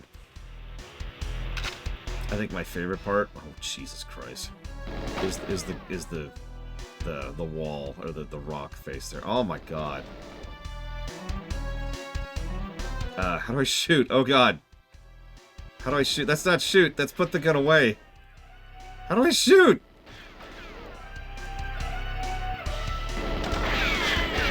Oh Jesus. Okay, I found the shoot button. I found the shoot button. Okay. I'm not trying to bash GoldenEye, to be very clear. This is a solid game. It's just, I'm just making the contrast clear. That's all I'm trying to do. Paper Mario was also late in 64. In fact, I'm pretty sure the PlayStation 2 was out when Paper Mario came out. Just to put it into perspective. Here we go. This is one of the launch titles of the N64. Also, hi, Reef. Welcome to me showing off random... Oh my god!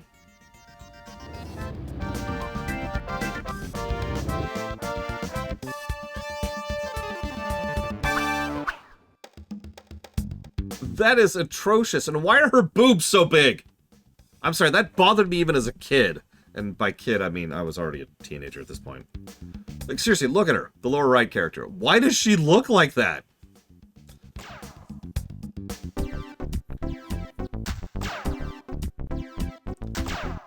So, here, let's play as her, of course. Oh my god. Look at her model. Look at her model.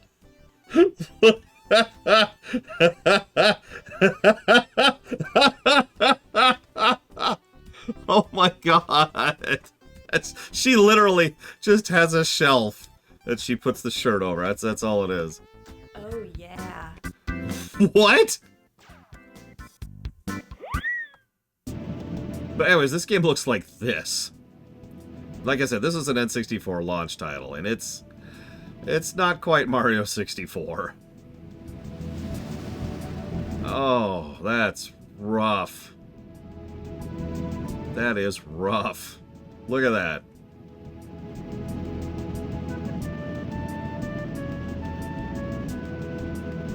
She has the curves of a Cybertruck.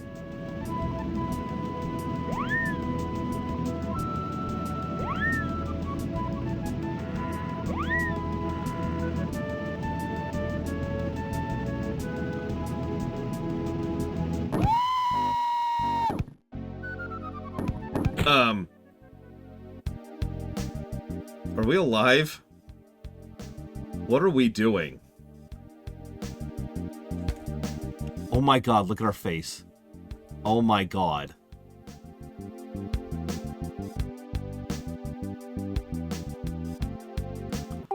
Anyways, we're gonna leave now and never come back.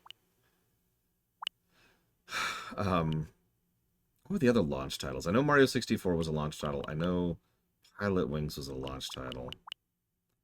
Yeah, one more, and then I'll stop talking about graphics. So I hate this game. Now, I don't actually know if it's a good game or not. I know that sounds strange. But the thing is, I love Yoshi's Island. Hell, we did a review of it just last year, and it scored extremely well. Then I played this game. This game is not Yoshi's Island. It's not Yoshi's Island 2. It's its own completely separate thing, which is not necessarily a bad thing. But I never got over that initial hurdle of, this isn't Yoshi's Island 2.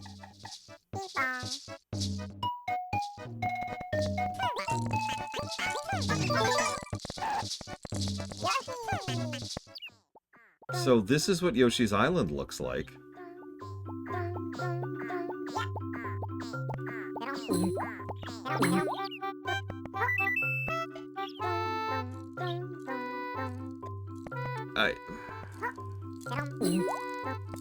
It looks terrible. If I could just be honest about that for a second. It looks terrible.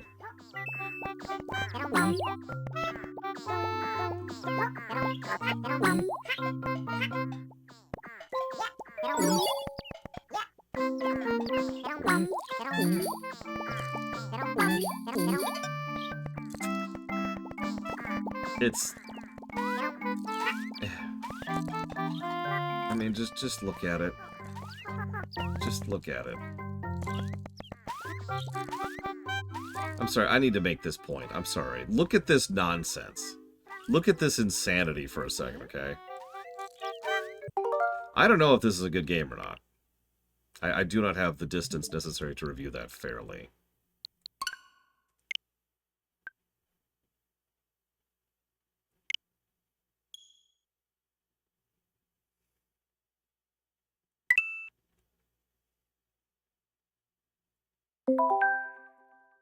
Yeah, that's great. I don't care. Oh, actually, that is a cool game to have in there. But anyways,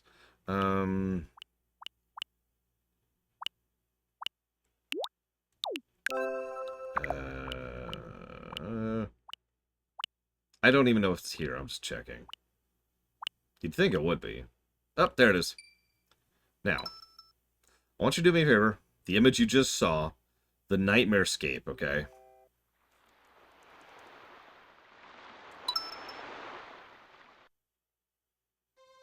Look at this in immediate contrast to that. This game came out before that other one, by the way.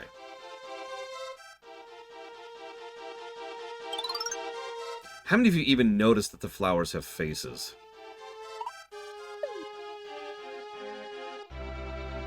Some are shocked, some are happy, some are just looking around.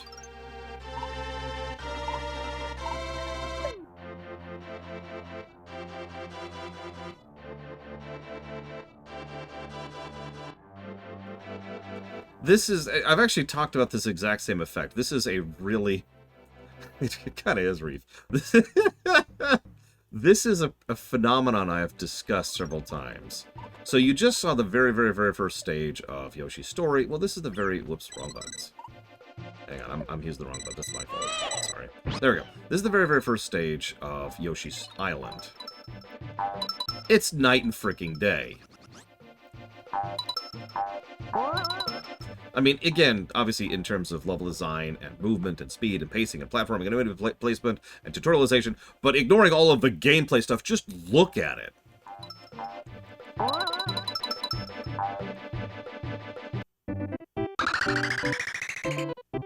We're just playing Yoshi's Island now. That's what this review has become. Welcome to our review of Paper Mario 1.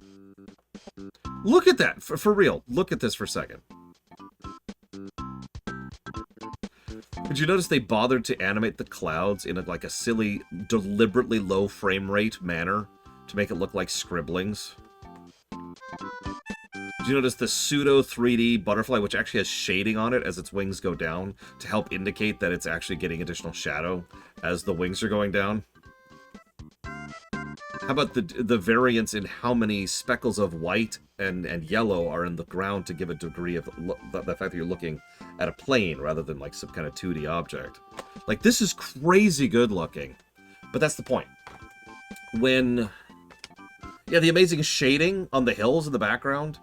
The color choice going on.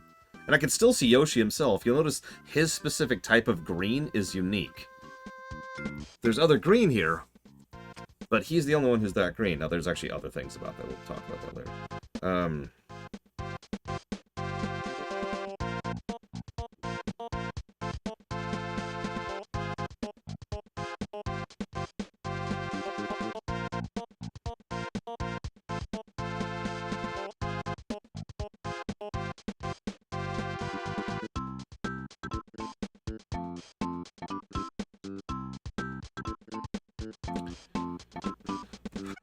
But yeah, everything changed when the polygons attacked.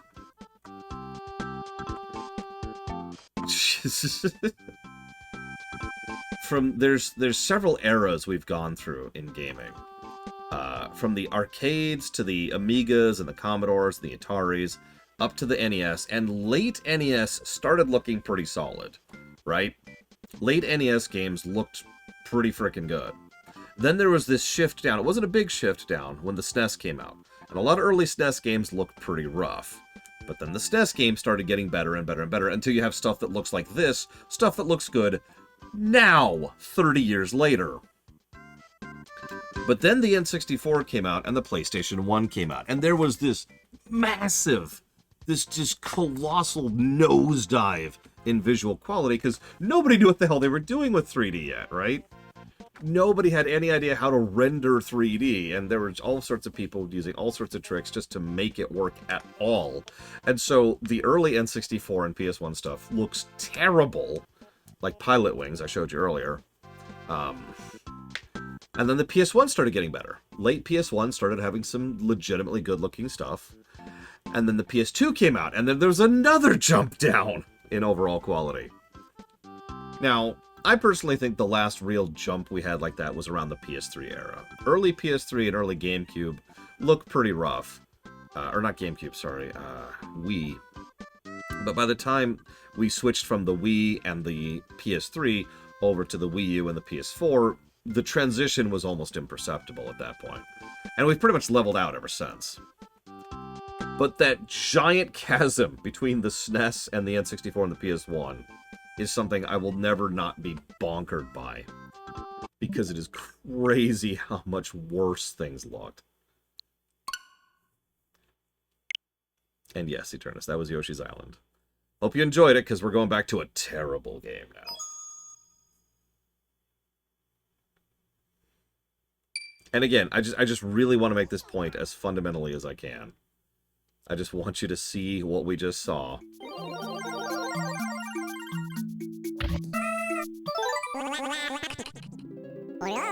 And then look at this. I want you to feel despair. I want you to understand the nightmare that exists.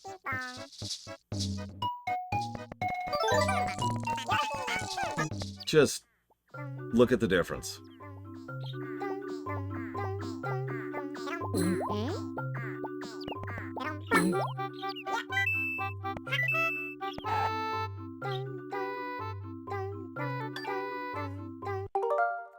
Anyways.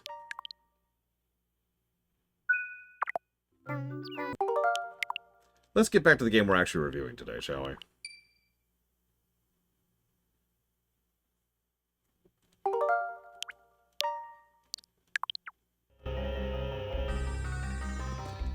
Sorry for going on that massive diatribe, but anybody who knows me knows I like to show my work. And I wanted to show what I meant. I wanted to demonstrate why I praise the visuals of a game that doesn't look all that good compared to some of the truly greats. Because some actual honest-to-God design was put into this particular game. How many of you noticed that they changed the lighting effect on the characters there to show that they're partially shaded and there's a little tint of orange coming off of the flames?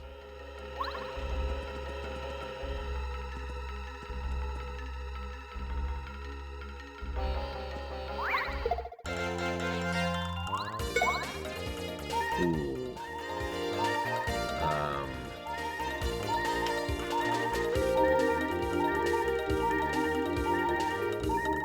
Okay.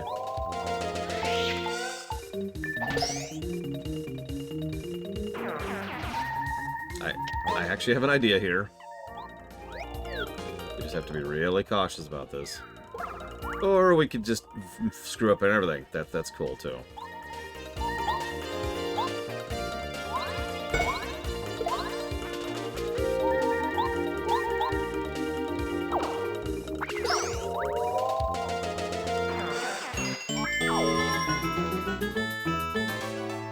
There's a few, Evo, but yeah, I agree. It's a small list.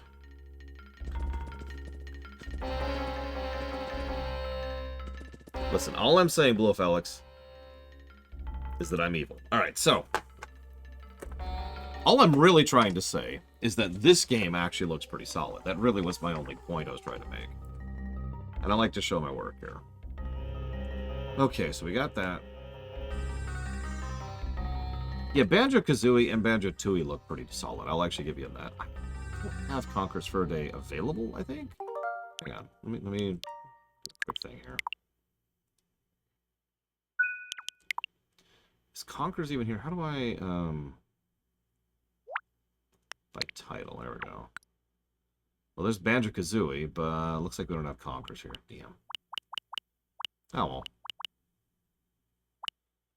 Star Fox 64 looks surprisingly good today. And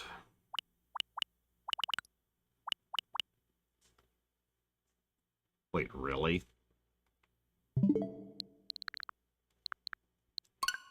Hang on, everyone. Rated M for mature. Star Fox leaned really heavily on earning its aesthetic, for lack of a better way to put it.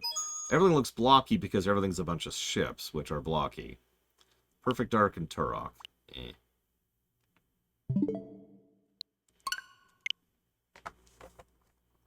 Eh. Yes, me. There's not really... Like, you can level in Paper Mario. You're kind of discouraged from doing so. The power progression curve and the leveling curve are both pretty smooth, all things considered. Ooh, neck. Game. Oh, there it is. I'm blind.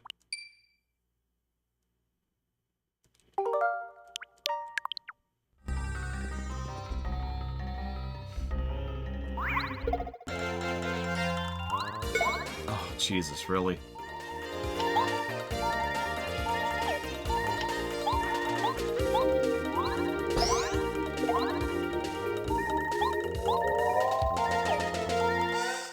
I might actually die here.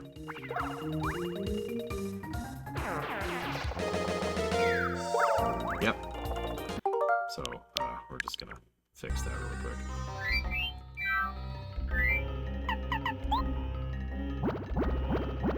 Should have done that anyways.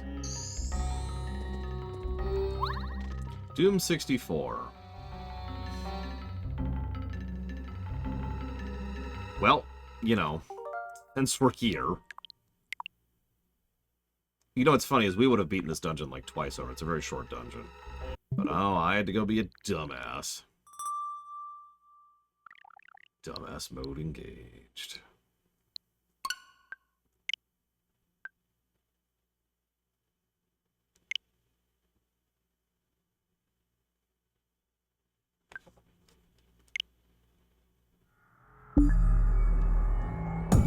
Yep, nope, that's deliberate, Blue of Alex. I'm just leaving it there because I don't feel like changing it. Switch off. Alright. Can I skip these, please? Please, please, please, please. Please, please! Oh my god. I blame you for this, Sean. This is all your fault. I just want you to know that. Low health, beat a leap. Eternus. Get to the game, please. Jesus Christ.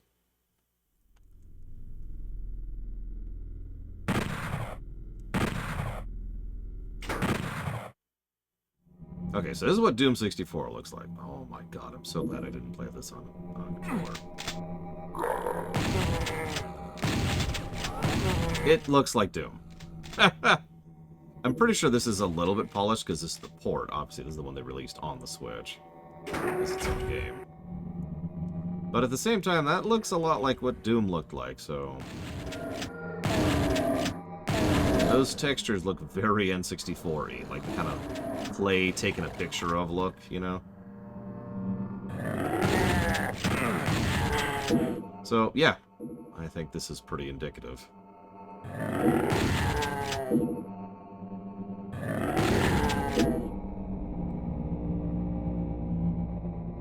Yeah, crunchy is fine. I don't know, I have bad memories of the plastic era.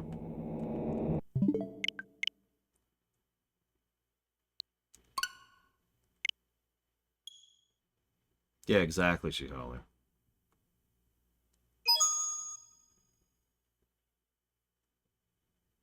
You know what? Since we're here.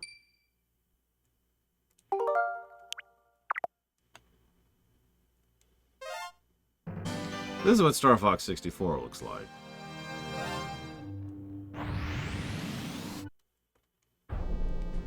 Almost completely skippable cutscenes, by the way. Was you not aware of that? It's about time you showed up, Fox. You're the only hope for our world. I'll do my best. Andros won't have his way with me. Good luck.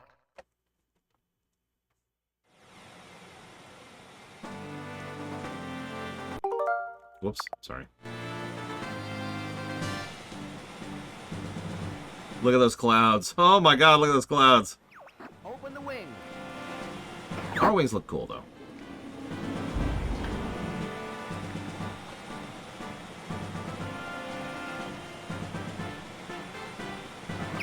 Check your G diffuser system. I swear this cutscene is skippable. I don't know why it's not working. Falco here. I'm fine.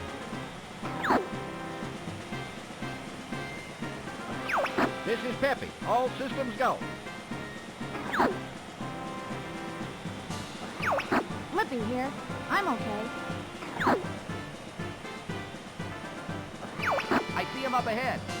Let's rock and roll.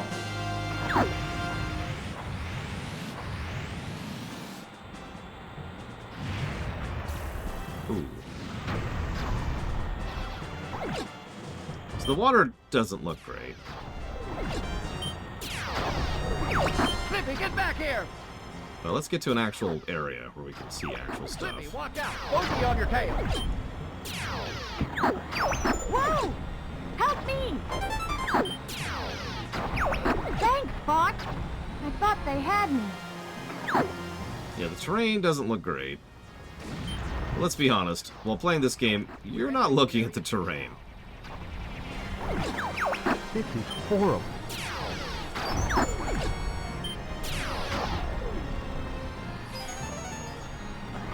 Everybody stay alert!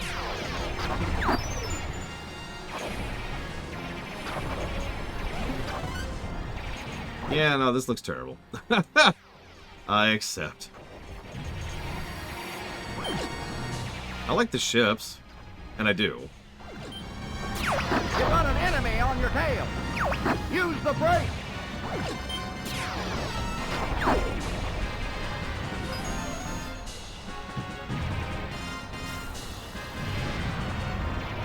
The controls are weird. Hey, I'll take this one. Get the one behind me. Something's wrong with the G diffuser. Use the boost to chase. I guess I should be thankful. You're welcome. Do a barrel roll. Gotta get that line in.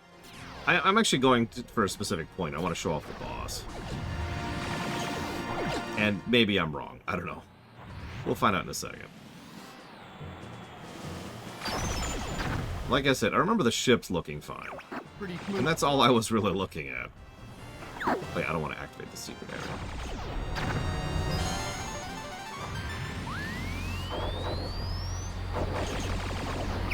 Try a somersault. Enemy robot, dead ahead. Let's go. All range mode. Oh god, don't look at the ground, don't look at the ground, oh god, oh god, oh god, oh god. Ah, so this is Star. I like the crude A that's painted on it and everything. I'm going to crush you. I also unironically love the voice acting in this game. You can't convince me it's not amazing. So yeah, I actually stand by it. The bosses look better. We'll die. Probably because the bosses take up, like, the majority of the texture memory of any given level. No. Aim for his back. Or I can knock his legs out. You annoying little flies.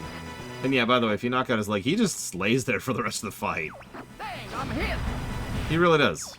I will not be defeated by this worm.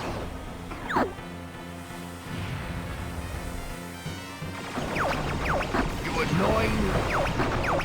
No. I love this voice acting so much. Dang, I'm hit. I will not be defeated. My Emperor! I failed you! Anyways. Moving on.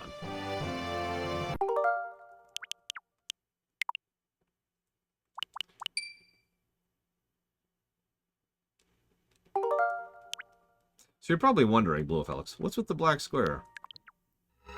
It gets rid of that. As in, that. That was just irritating me, just sitting down there. So, we got rid of it.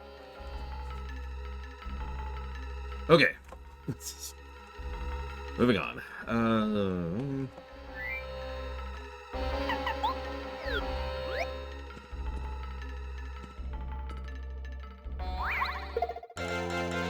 Yep. We've had plenty of sus streams lately. We don't need another one.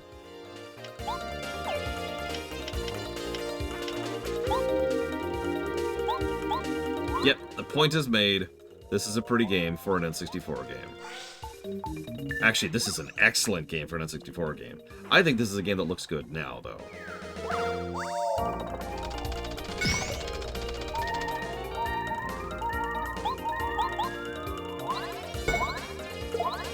Yeah, I'm sorry, off the deep end.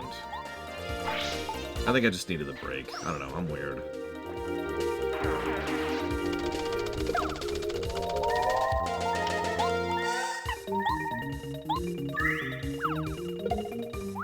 So that's the only real use the Dusty Hammer has right there.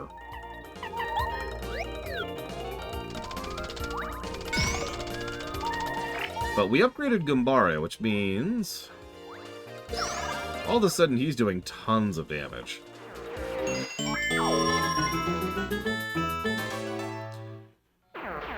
So I'm a little bit biased. I've actually already done a composite of this game's music, so I'm very familiar with its music. I've worked with it. Oh, there is! Do you mind telling me where, Blue Fellas? Oh, you know what? I bet I know where. Hang on. Let's go down to here.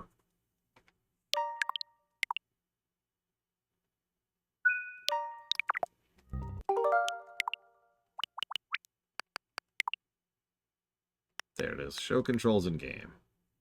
Rumble over here.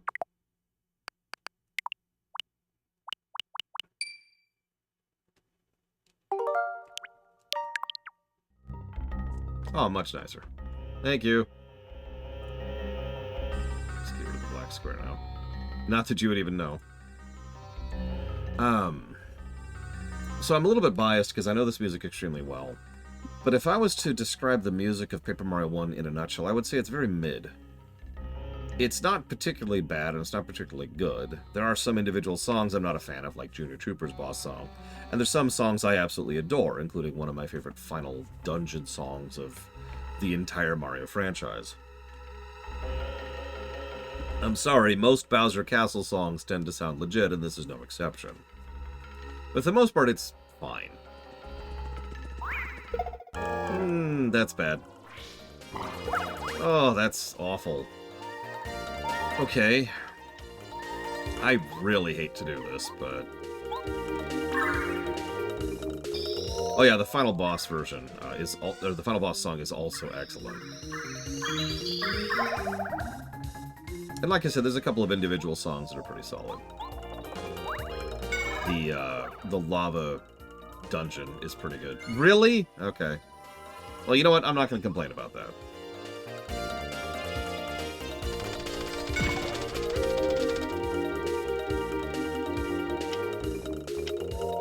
I like Star Mountain too. I like a lot of the cold songs. There's like 3 or 4 different cold songs for the entire Shiver area. And some of them are just really solid.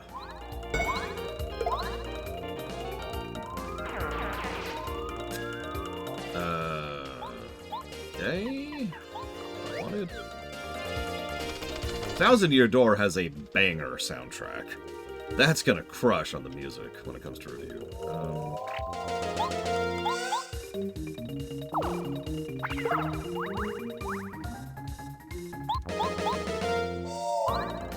Yeah, Crystal Palace, the Shiver... So there's like the Shiver Town, and there's the path up, and then there's the Crystal Tower, and then there's the Crystal Boss Fight, and I feel like there's a 5th one. I could be misremembering, though. But like I said, all the cold songs are good, in my opinion. Sticker Stars soundtrack. Anyways, this is why I didn't use a healing item. I knew I was getting a full heal soon, so I was just kind of stretching. Yeah, sorry. Paper Mario 2, I tend to use the 2 interchangeably. That's my fault. I apologize. Paper Mario 2 has a banger soundtrack, and that's Thousand Year Door.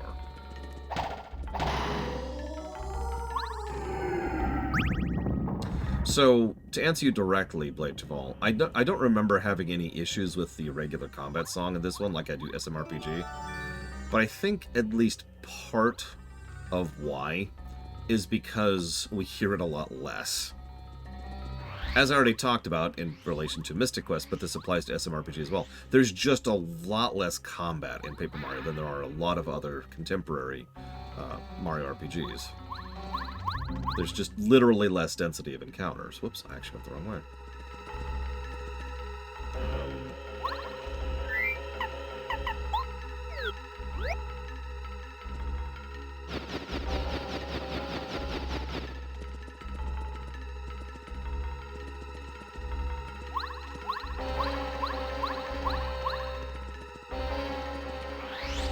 That's true, Shadow Machine. Did I already...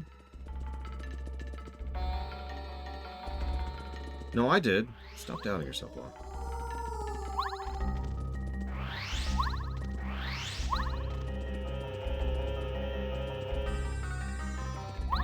If the console wiped out all my save data, then there's other problems going on here.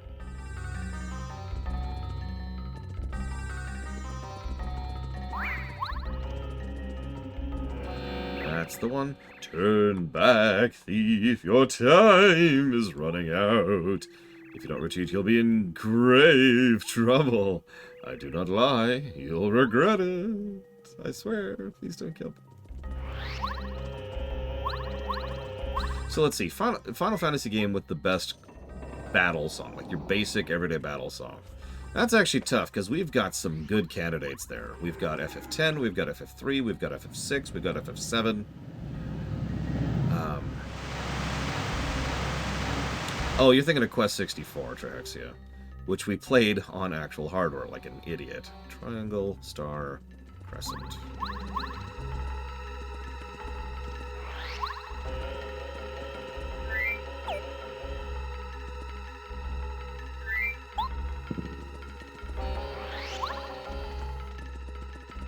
I think, does DOS 2 have battle music?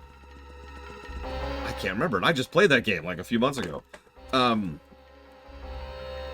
I think what I like most about 13's thing is, so for those of you who have never played FF13, they've got like one motif for the entire game, which is in, I swear, half the songs of the game.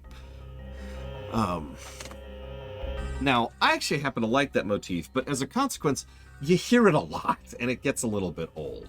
So, you kind of have to think about which version of that motif you like best, and then just kind of push the others to the background. And for me, that's the battle song. That's why I put 13 so high. Yes, Blade Jamal, although honestly, even more so. It's kind of crazy. Let's go ahead and bring out Cooper for this. Right up front. Ah! Thank you, Razor Corrito. Very, very much. Oh my god, stop giving me subs. I do appreciate you, though. Thank you very, very much. If you know what up to 3 things you want those to go towards, please let me know.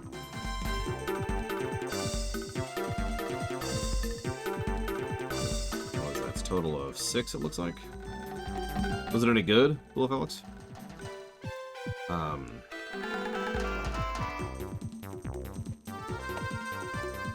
Get some good rest, Evo. Sleep, sleep. So, I haven't played Dawn Trail. If you wait about a week, I'm playing Dawn Trail live on camera. It's right after... Oh, no, it's going to be more like 2 weeks, sorry.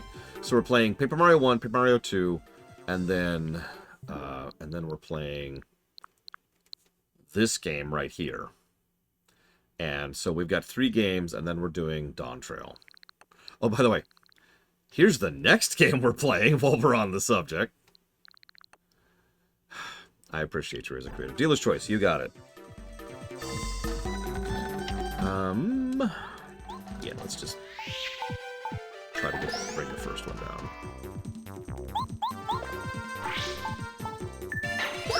So, I think you're gonna make fun of me. I think I'm gonna default to 6. Individually, 7's is probably better, and 10's is quite good. But 6 doesn't have as high of highs, if that makes any sense, as 7's or 10's. But there's nothing wrong with the song. There's no asterisks, you know what I mean?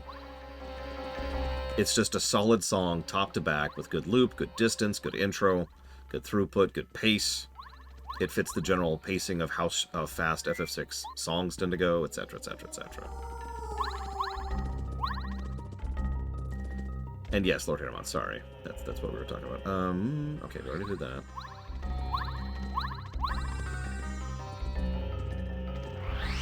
I do like donuts. I must have donuts. Sorry. I should just kill this guy. Or get killed by him. 9's is pretty damn good, too. I mean, it's hard to find a bad battle song in FF. We know, and he's done interviews about this, we know Uematsu has gone out of his way to... I'm just going to load this here. Has gone out of his way to spend a lot of time on 2 specific songs in every FF he's ever worked on.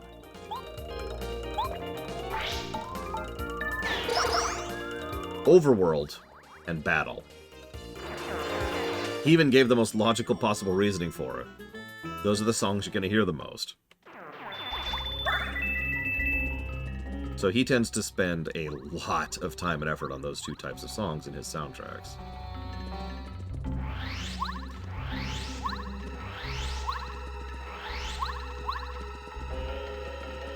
Ten-2 has a weird soundtrack, because on the one hand, it has some very good music, and then it has LeBlanc's theme.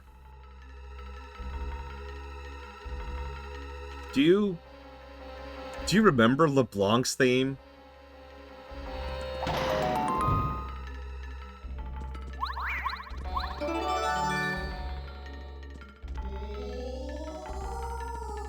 I just...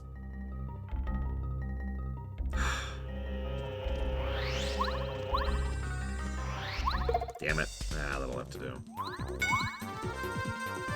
Oh, you want me to pull it up on YouTube, Lord Haremont? You got it. Just for you. Oh, absolutely, Trihexie. It's one of the ways that she's better than the actual most worthless character in the game. Favorite game soundtrack overall? Oh, jeez, that's a tough one. Ooh. Okay, I actually like the Machine Faction song, because I'm weird. Like I said, some of the music in Ten-2 hits, and some of it doesn't, for me. There's a lot of experimental music in Ten-2. God, does she even count, Blue Felix?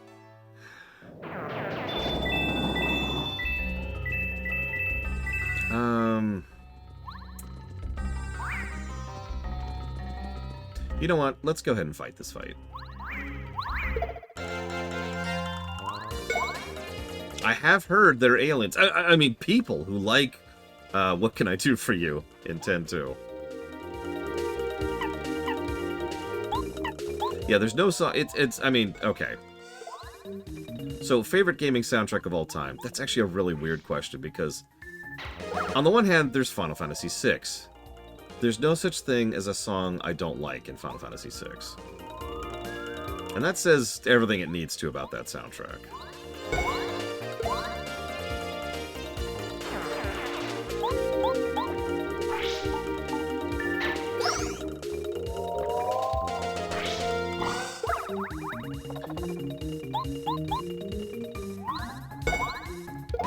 Okay, we're good now.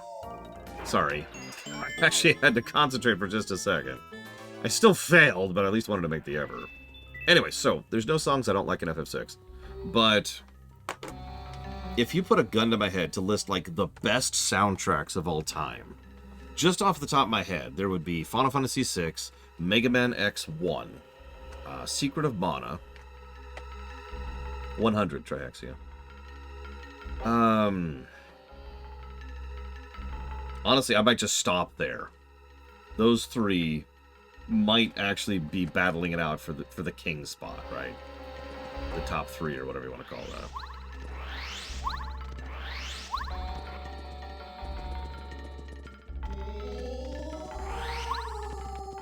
Do you notice how enemies don't respawn within a dungeon, by the way? You're actually rewarded for clearing them out. And there's not really any grinding possible anyways, so that's a double good thing, because it means you don't have to fight enemies for no benefit.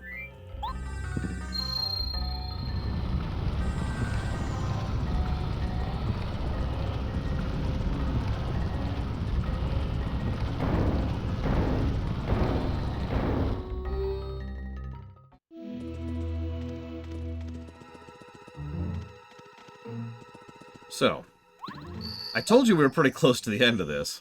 We would have beaten this dungeon already. If I hadn't decided to meander. Apologies.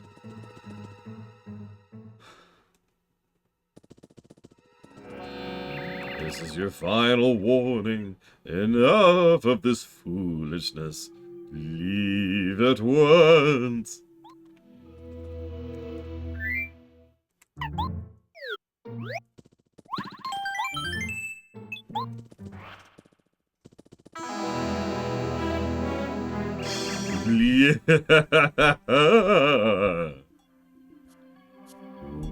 spooky. Super spooky. Random effects. You ignored all those very scary warnings. Don't you have common sense to get scared and run away? What's wrong with you? Ugh, you shouldn't mess with Toot and Koopa, a faithful follower of King Bowser. Oops, you shall regret this. Boss battle. Okay, so, just get a health bar here. This is Toot and Koopa. He's one of Bowser's followers, and he's been assigned to guard one of the Star Spirits. I've heard he has sort of a Pharaoh complex. 30 HP, 3 attack power. He attacks by throwing shells. Try to dodge when he uses magic. Its attack power is 2. He also summons Chomps. Those Chomps are mean. Yeah, those Chomps are really mean. We're gonna go and blow a little bit of AP in here and hope. That's not too bad. 5 damage is pretty solid here. Blah! Come, Chomp, come! Bite this in through the... Cool. That sucks.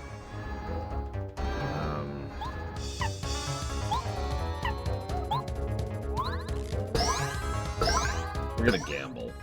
Okay, we just saved. 4 damage, not as great.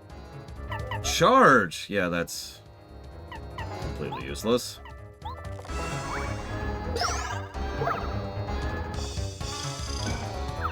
Ugh.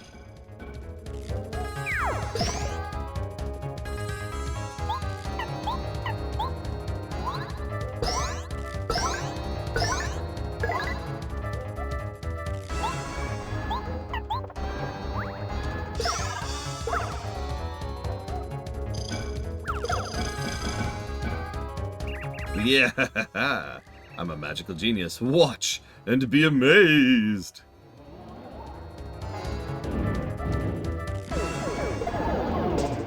So that actually sucks that I didn't dodge that.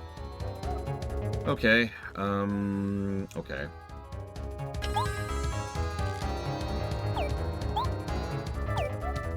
I'm debating. I was gonna try to push through. I could have killed him this turn if I still had, Goombario, but now it's actually impossible for me to kill him this turn. I can kill him next turn, but he can kill me next turn, too.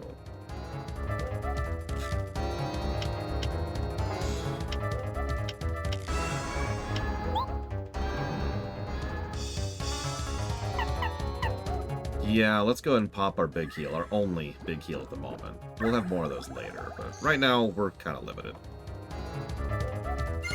That's interesting timing. And useful.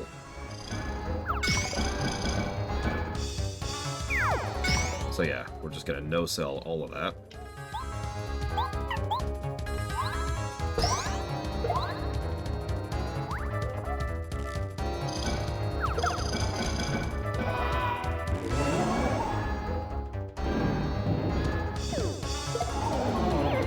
So that's a thing that can happen.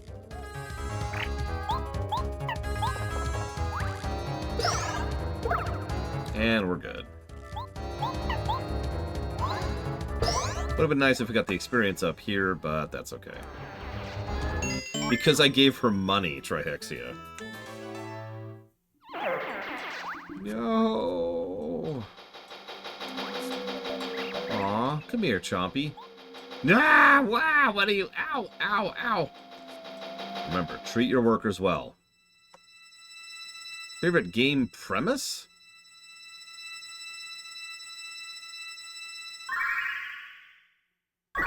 Let me think about that for a second. Favorite game premise?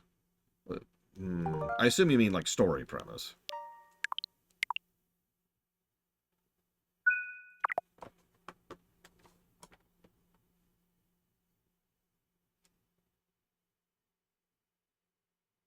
I mean, I'd like to say I don't have a preference, but that's a lie, because there is a type of story I tend to gravitate towards. Politics and war.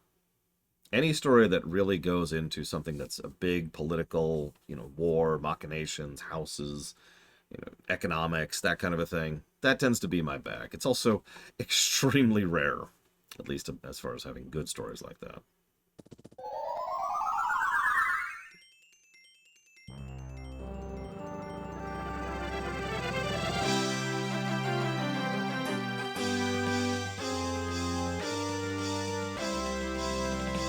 Tactics until the last chapter.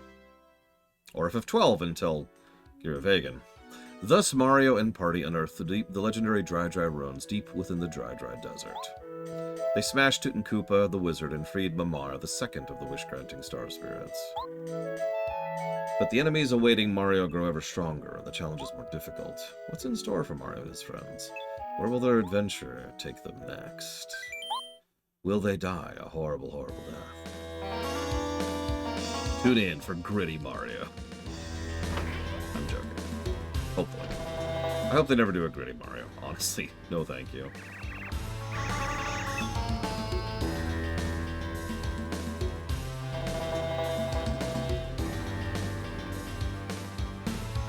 Very true, Light to all.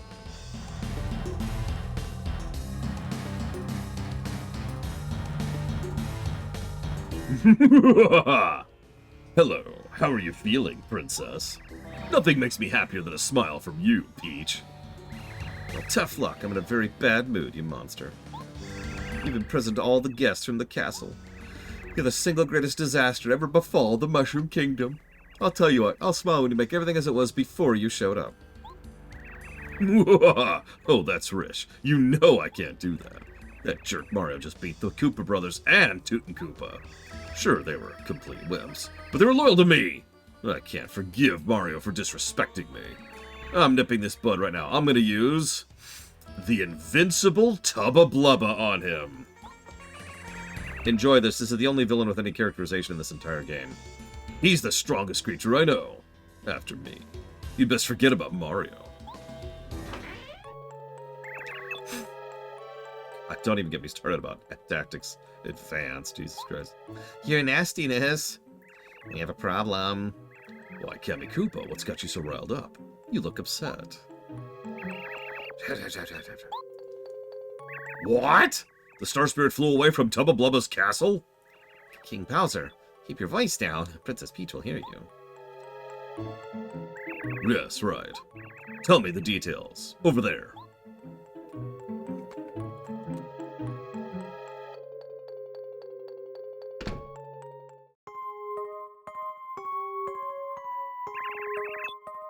Twink, did you hear that? I sure did. Star Spirit must have escaped. Did you hear him call that Tubba Blubba thing invincible?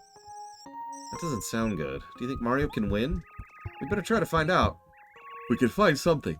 Anything about a weak point. It might save Mario. Good idea. There's no time to lose. We won't get anything done if we stay in this room. I think you're right, Shihali. But the reason I pointed out... I don't want to bury this lead too early, but let me just give out one of the things I don't like... maybe not don't like. One of the things I like about Paper Mario 2 better than Paper Mario 1. Characterization. There are characters in this game, and they do have characterization, but Paper Mario 2 has characterization in spades. For at least two categories of people that get almost no characterization in this game. Bosses of any given chapter, and party members. Tell me Cooper's characterization right now. Or Goombario's. Or Bombette's. Parakarry has something. Kind of. He's a klutz. I don't know if that counts.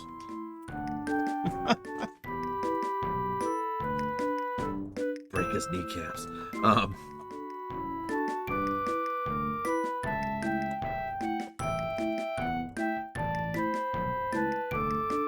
have one attack, and that's my personality. I mean, there's nothing there. That's the point.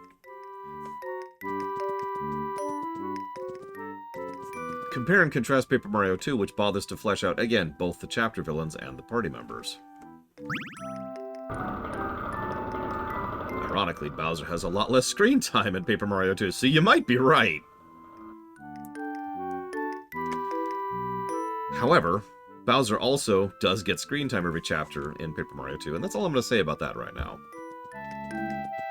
Yeah, Watts is either female or male, depending on how the line of dialogue was translated. That's about all we got for Watts. And no, that's not deliberate. Watts is a she, by the way. It really is a localization error.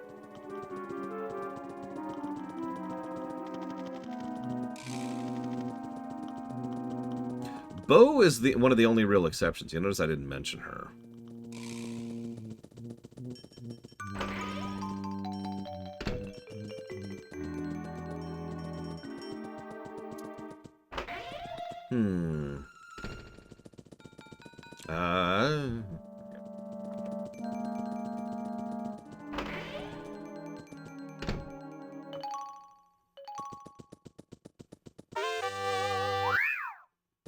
Deep Focus, which is useful for very specific builds.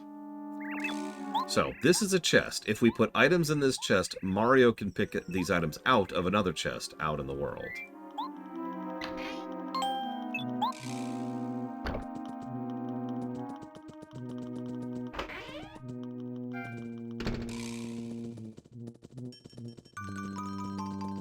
Yeah, I think it's just how Japanese does, or I guess doesn't do, what do you call those? We, us, I, you, them. I just can't remember what those are called right now, but whatever, you get the point.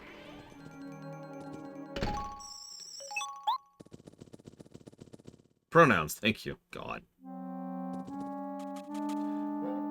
Not what I think of when I think of pronouns, to be totally honest with you, but I blame the internet for that. So, the premise of a game that starts off at max level and then loses abilities throughout the game, forcing the player to adapt. That would be an interesting way to approach difficulty escalation. The most common ways games approach difficulty escalation is over time, the enemies get stronger. Ooh. Which, I mean, duh, but at the same time, it's kind of weirdly common, even though there's plenty of other ways to approach difficulty escalation, including what Eternus just mentioned. Having a game where the enemies stay at roughly the same overall level, but your level slowly goes down over time, would be interesting. The catch with that, and the reason why most games don't do that, is because even though tactically speaking and practically speaking, it doesn't really change much, it would be irritating for the player. The player psychologically won't feel like they're getting stronger because they literally aren't. And you don't want to literally take Kid away from the player over time. That's just going to feel bad. Yeah, I know, right, Alex? I'm so sorry, Princess Peach, but I've got to throw you into the room right now. Okay, oh, I keep doing that.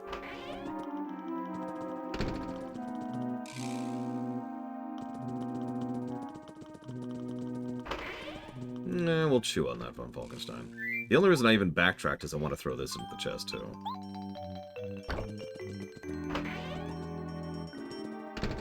Yeah, exactly, Blow Off Alex. Even though, in terms of, like, raw mechanics, it's exactly the same as them getting stronger as time goes on. It would feel bad. Maybe, like, have it be an optional mode? Like an optional way to approach the gameplay difficulty or something? Like, you can have easy, normal, hard, or the slow decline. That's what we'll call it. Or if it's a Lord of the Rings game, we'll call it Going into the West.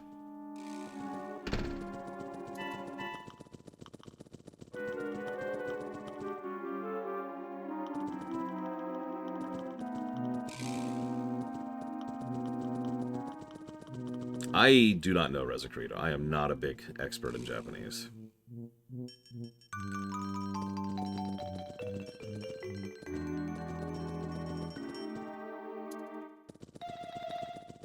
Okay, so now to finish this section. Ignore the one-up up there.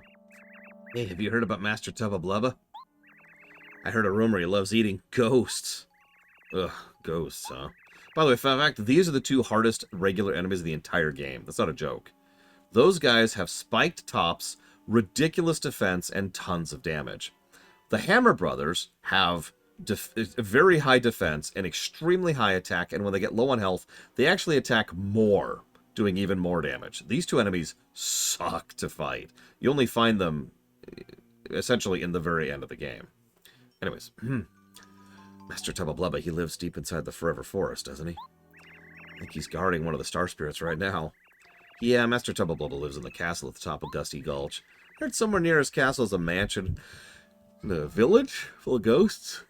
I guess Master Tubba Blubba sometimes goes there to catch booze. And then when he catches one, he gobbles it down, starting with its head. Ow! Ugh, oh man, that's so scary. I won't be able to walk to the bathroom alone at night, and I'm going to have nightmares, I know it. Why'd you tell me? I also heard Master Tubba Blubba's invincible. They say he can't be hurt. Nobody can even scratch him. He might even be stronger than King Bowser. Stronger than King Bowser? Come on, that's impossible. Even Master Tubba Blubba has to have some weak points. It's just common sense. Yeah, you may be right. There's another rumor that Tubba Blubba's got a secret that would ruin him if it ever got out. I bet it's about his past. I heard he didn't used to be strong at all. Shh! What if Tubba Blubba hears you? He might gobble us up. Still, what do you think his secret could be anyway? I don't know. No one knows. That's why it's a secret, you half-wit. Twink. Sounds like Tubba Blubba has a weak point after all. Only we could find out what it was. Huh? Did you hear someone talking just now? Gasp! Do you think someone knows we're goofing off in here? Oh, Princess Peach. How'd you get here? Sorry to do this, but you have to go back to your room. What?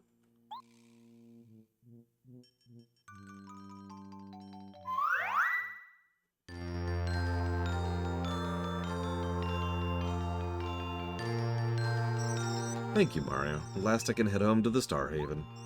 My name's Mamar. Nice to meet you in person. You've still got a long way to go, but I just know you can save Princess Peach. I'll do my best to help you. Here's a present. One additional star power. And now we can use Lullaby. So this sets enemies to sleep. Enemies in the next chapter are weak to sleep attacks.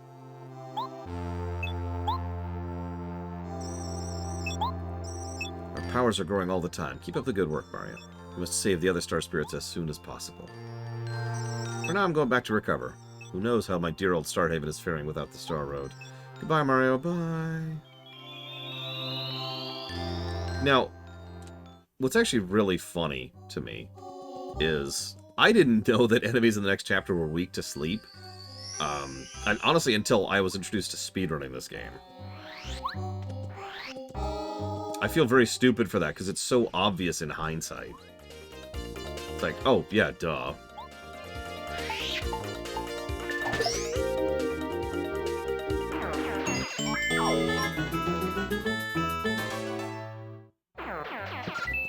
Honestly, ditto, Razor Corito. Oh, I want that. I want that. Got it. That's actually a really good heal. It's a 15 health heal. Full health at the moment.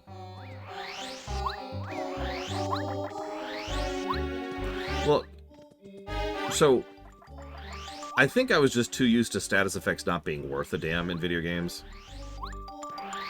to defend myself a little bit.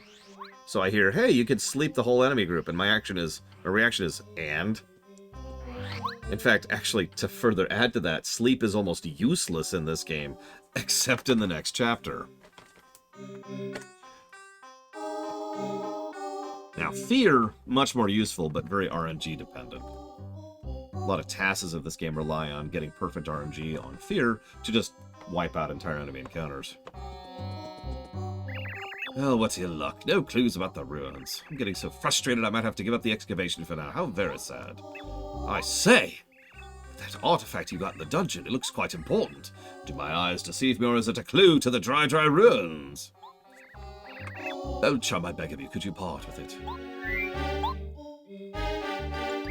Cheers, Mario. Smashing, really, old boy. Soon now. It'll belong in a museum.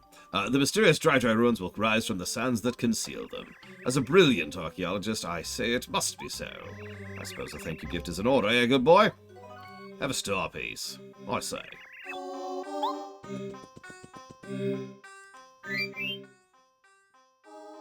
Status effect fetish. Yeah. No, I vibe that. God. Okay, so hang on one second. What do we got? That's Merlon. That's the Nematomouse. And then it's Google Papa. And that's Colorado. So we could turn in the Colorado letter right now. But we're not going to. But we are going to do the Nematomouse.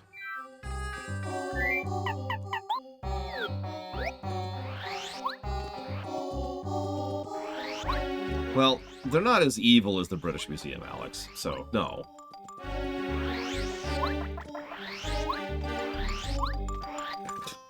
Sorry. I shouldn't even laugh about that.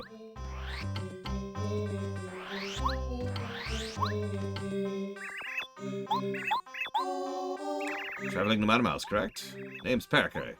I deliver letters. Another letter duly delivered. Postman's job is never done. Letter to me from Mustafa. Heard the name, but I can't remember who he is. Anyway, thank you for delivering it. I'm surprised you found me way out here. Extremely hot traveling in the desert, so take care.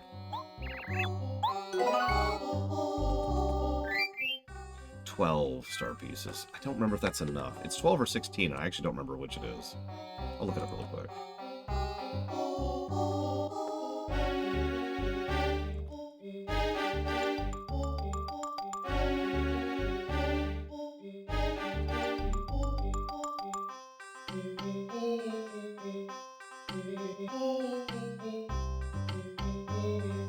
They were too large for the British to steal.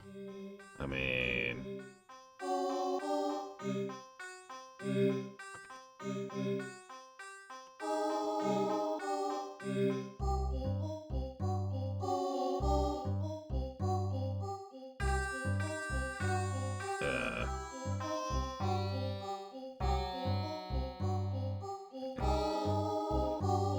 Lol.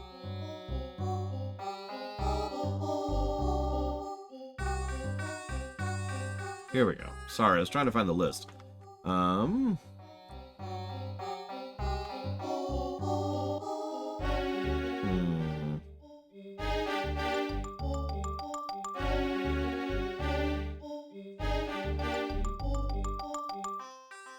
So I actually want 25 for the thing I really want. And to be honest, I do really want that.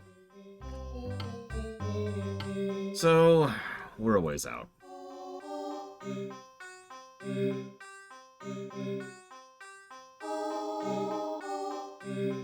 Okay.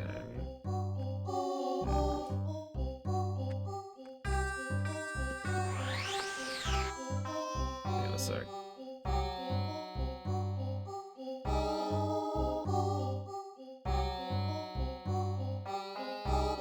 That's what I thought.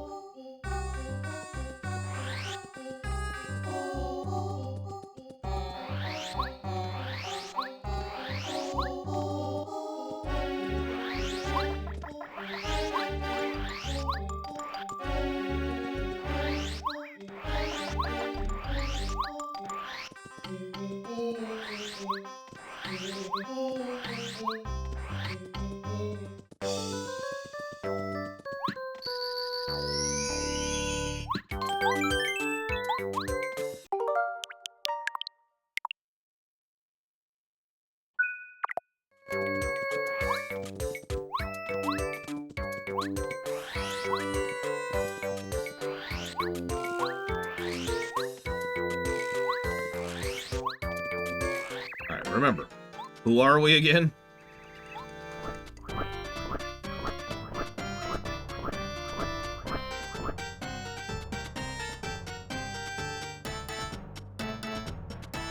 Waggles eyebrows. Luigi, because I don't feel like fighting you. I used to play the Star Trek CCG and the Star Wars CCG, but only a little bit. The only CCG I ever played of any substance was Magic the Gathering.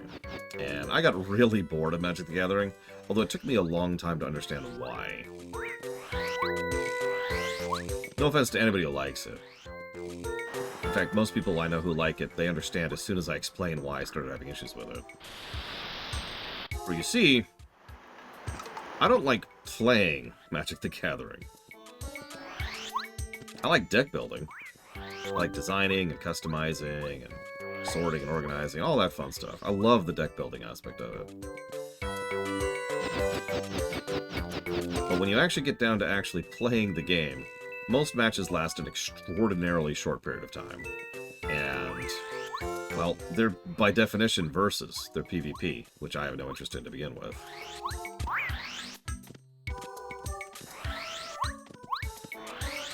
Now, there's been a couple of asterisks to that over the years, but that's what made me eventually put MTG down. Well, that's funny you say that, Alex, because there's some asterisks right there. Commander is a little bit different, although I've only poked at that a couple of times. And then, of course, yeah, there's Two-Headed Giant, which I've played quite a few times.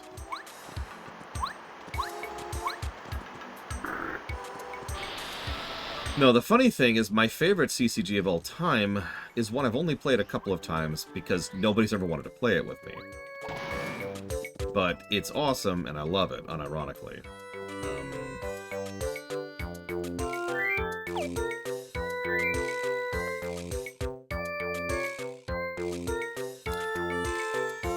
Yeah, we're gonna do Parakarry. Warcraft, that's right. And you know why, because I just told you why.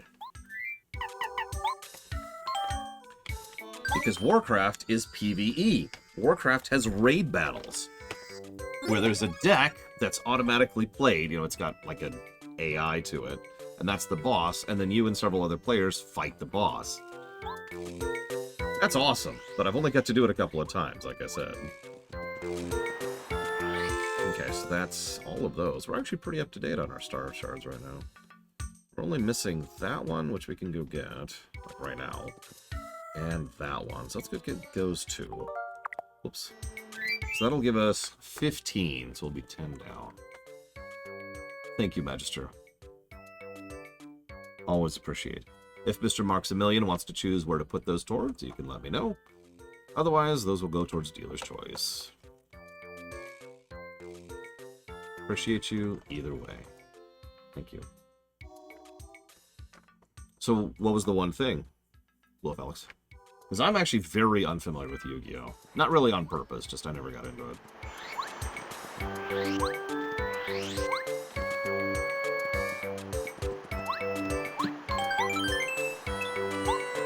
You say that, Eternus. But I don't believe you. Alright,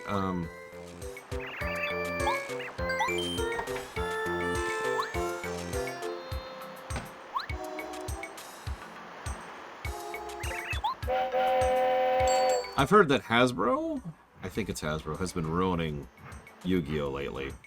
Again. Because, you know. So like I told you, skippable cutscenes. Yeah, Hasbro is just a cancer. Can we just say that? We have gotten so lucky to get what we have gotten under Hasbro's leadership, because they are awful.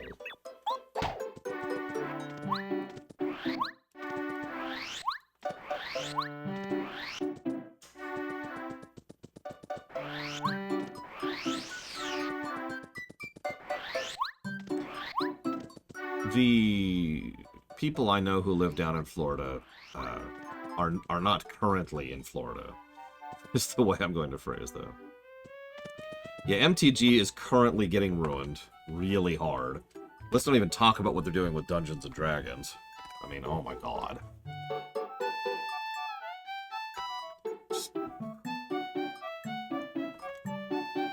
I know, Sean. What the crap? Like, that show printed money, and they're just holding back on it for some reason? Now, I know they've been trying to really push Gen 5, but Gen 5 just has not taken off the way Gen 4 did. And I feel like they need to acknowledge that at some point or another.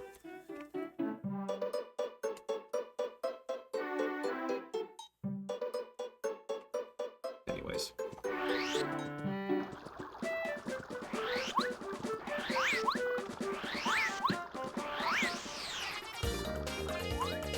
No kidding, Bragwin.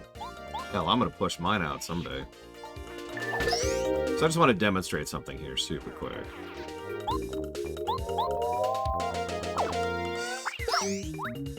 So I just beat these enemies, right? What did I get out of that fight? nothing. You see what I mean?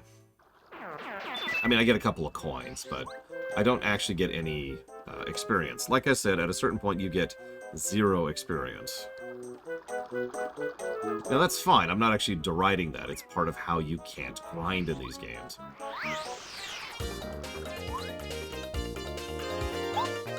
It does make refighting some of this stuff a little irritating, because there's no real benefit. But, you know, whatever. Yes, we're playing Sticker Star, how did you know? Let's actually switch to Cooper for a second. Hang on, I missed it. Oh, excuse me, Konami owns Yu-Gi-Oh?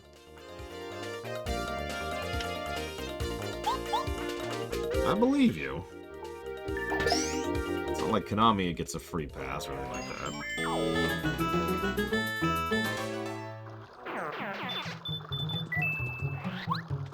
Unfortunately, Hasbro still sucks. Unrelated to anything.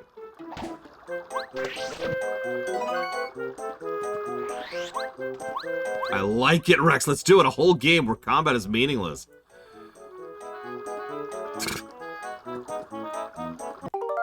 Oops, sorry. Okay, so we actually have every star piece we can get at the moment. We're 100%. I'm actually surprised by that, because I've been doing most of this by memory. I just checked. I've got the walkthrough right here, staring at it. That's funny. I'm really inclined to get the first 25 star pieces, because it's extremely worth it. And I'll show you why when we finally get it. There's actually a bunch of badges we could buy right now, but there's not a lot of points to it. Not a lot of point to doing so, I mean.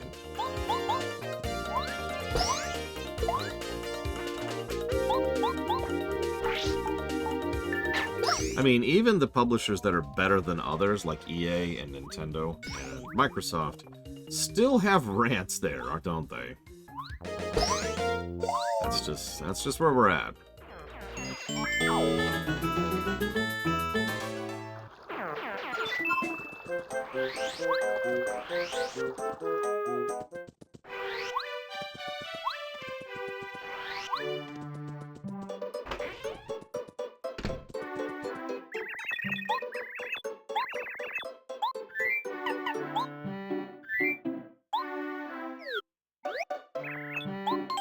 Dear Miss Bombat, we write this letter as a humble request to you, the most worthy and explosive of all bombs.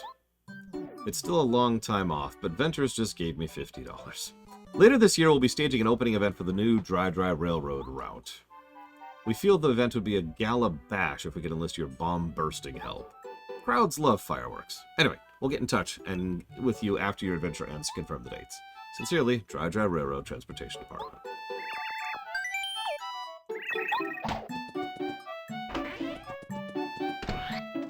See, that's the problem, really, Blue Felix. I do defend EA, and they are still awful. If anything, the point I'm really making is that everyone else is much worse, and that's...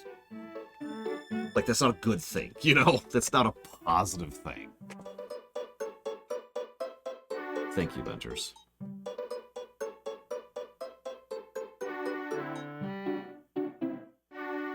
Always appreciate. Give me a moment. I actually just closed that window.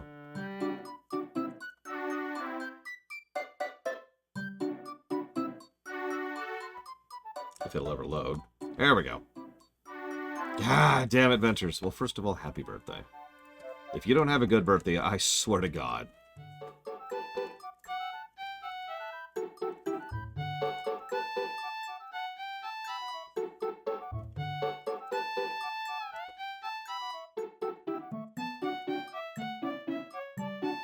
What are you having as a sweet today, if anything? And I'll put that towards Aoden Chronicles, Wing Commander Block, and Unicorn Overlord. A friend of mine's finally playing through Aoden. Apparently it's very minigame heavy. Cool, though. Cake is good. Dinner is good. Attention, Gala Radio Giveaway. If you listen to the radio, you have a chance to win some fabulous prizes. Oh my god, Boston cream cake. Roll. Okay, we're okay. You have 3 chances to win. Tune in to the prize. Oh, the prizes will tune you out. Princess Peach gossiped. I heard from this friend of mine whose sister heard that Peach likes Heart and Star. And as my cousin said that, told her, said it's true. Do you think it is? Gossip-loving Toad. Do it, Brigwin. Do it. Fix it. And take a picture. So I can live vicariously. I do not fear ghosts. The only thing I fear is the thought of losing you. Sorry, but I think I'm more scared of ghosts. Oh, forgive my errant words.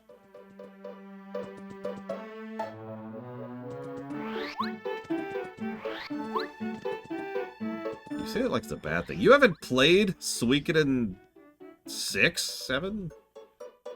We'll go 7. How could you, Savacom? So what do we got? Hang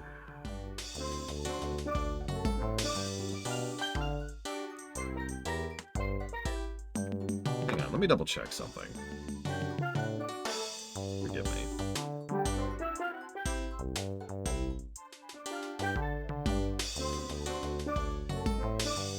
By the way, we've talked several times about bad wikis and good wikis. You know what a good wiki is? The Mario wiki. It's actually one of the best ones out there, in my opinion.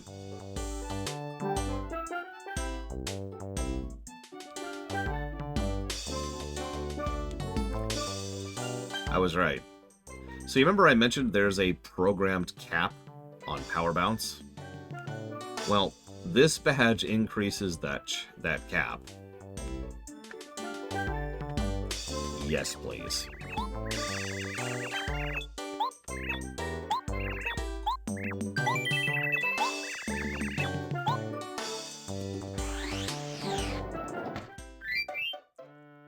Again, something I would have only known if because of, speedrunning.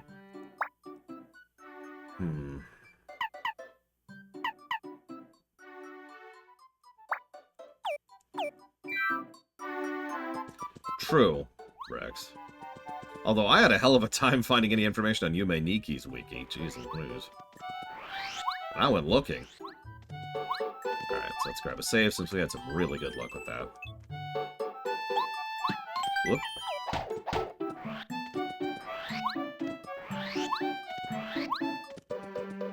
You know, I don't know, actually, Alex.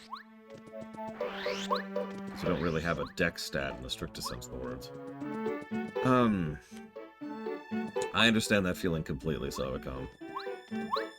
I have just thanks to random stuff, I have not had time for, like, anything lately. So this is Tasty. We can give her an item, and she can cook with it. So she could turn basic items into slightly better items, right? The cooking thing is mostly just a, kind of a way to waste some time to get a slight upgrade, and generally isn't considered worth it. Hold on to that, though, because we're going to come back to that after chapter 5? 4? The toy house.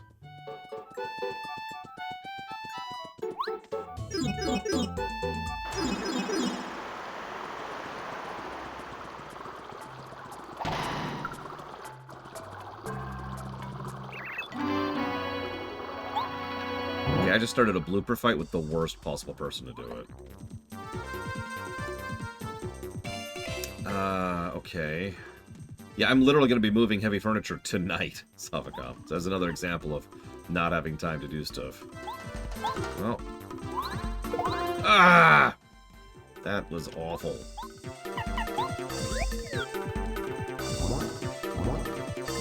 But Ventures asks a valid question. Would I re-allow Suikoden 1 and 2 in the remaster format? So here's the general rule. I generally don't allow...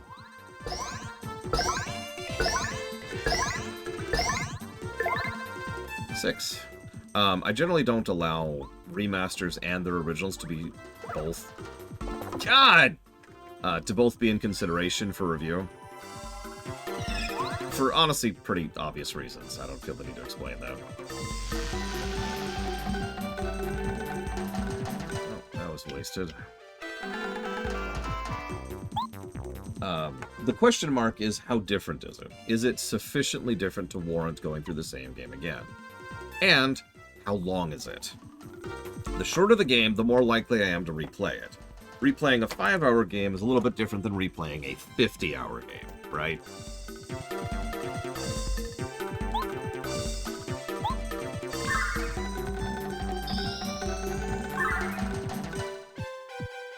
Nah, I'm fine. I know I don't look it off the deeper end. I'm actually quite a muscular person. Look, we don't talk about Reforged here.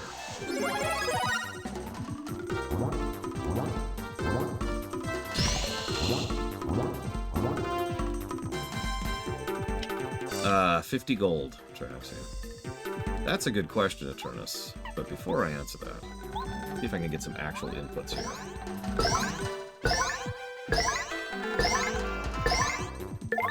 Not bad.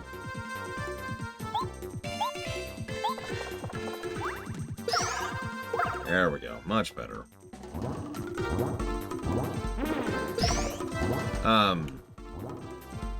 You know, I don't actually remember which Suikoden's were post-Oblivion Line. I know at least one of them was. I don't remember which.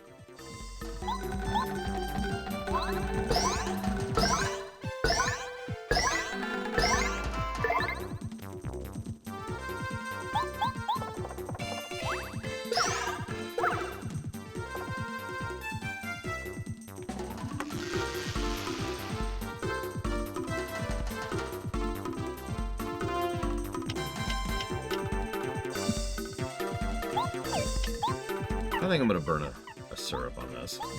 It doesn't look like it, but this is a boss fight, even though it's a fairly simple boss fight. Okay, so apparently we reviewed 1 and 5 post-Oblivion. So 2 would be valid then, Venters. This is an Electro Blooper. Electro Bloopers are electro-charged. Max HP 50! By the way, the last boss we had 30. When they're emitting electricity, be smart to avoid contact. Yeah, we've already talked about that concept. Now, this can hurt like hell if I don't block this. Okay. Oof.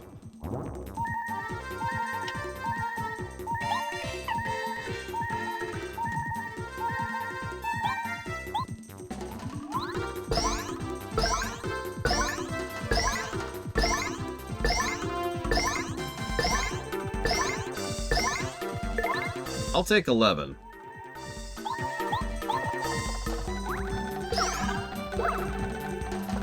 That might be the best power bounce I have ever gotten in this game. Like, just in general.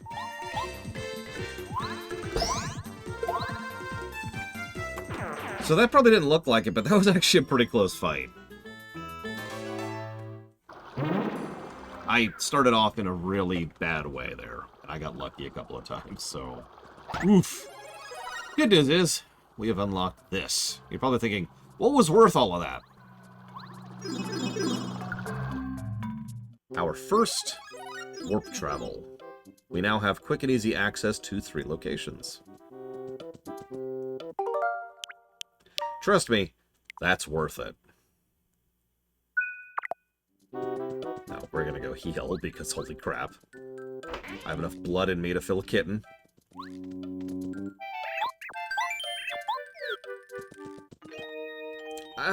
I mean, if you put a gun to my head off the deeper end, I'm okay with grind being optional in RPGs.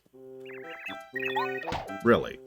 There's too many people who enjoy grind, and there's too many people who like to over-level content, and there's too many people who like to under-level content, and there's too many people who like to do all kinds of other fun, interesting stuff you can do with leveling and grinding and make that optional. Putting stat walls up is almost always bad game design.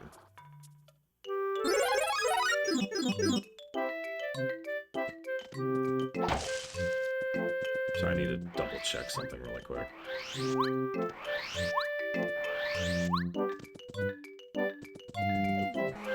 Venters, we need to have a chat. We need to talk.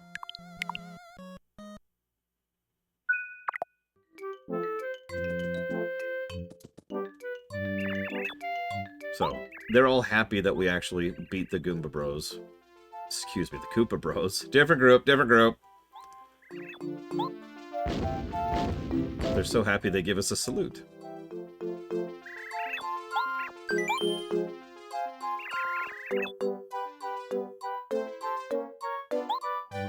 It's funny, because the second game fixed exactly that, Blue of Alex.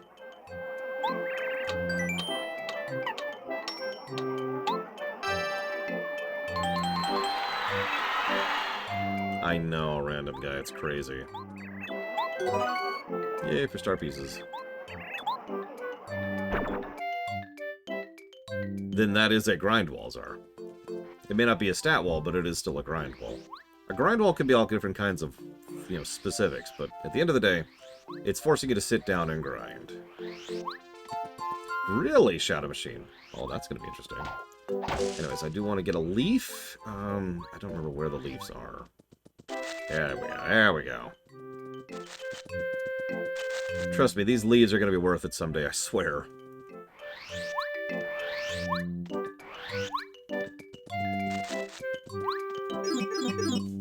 I suppose I should acknowledge Ventures' donation. Like, yes! Yes, I'll acknowledge that. God. Stop giving me money, Ventures.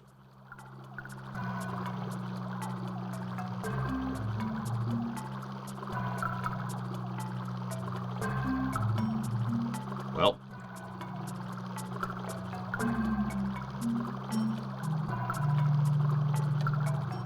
Food would be good.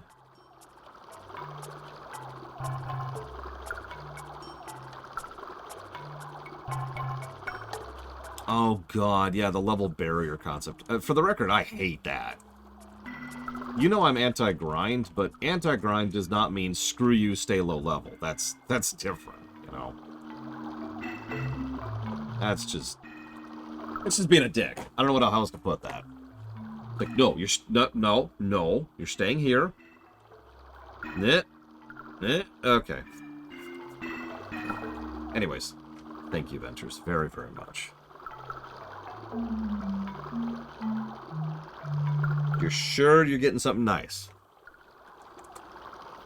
Right? Like this Boston cream pie, it better be amazing, is what I'm trying to say. I'll put that towards adding Suikoden 2 to the list.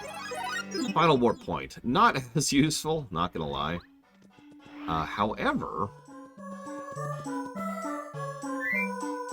Well, I already have one on me. I could be misremembering. We might need the second, the upgrade. First, let's do this. Grab an extremely good AoE attack, which we're going to hold on to for a couple of dungeons.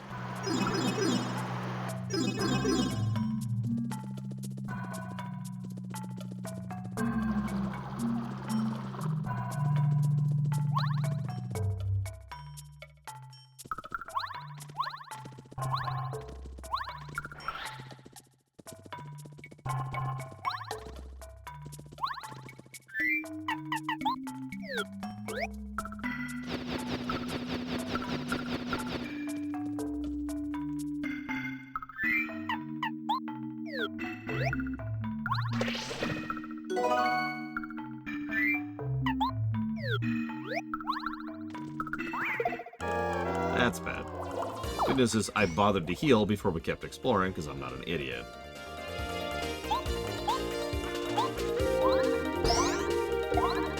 RNG heavy games?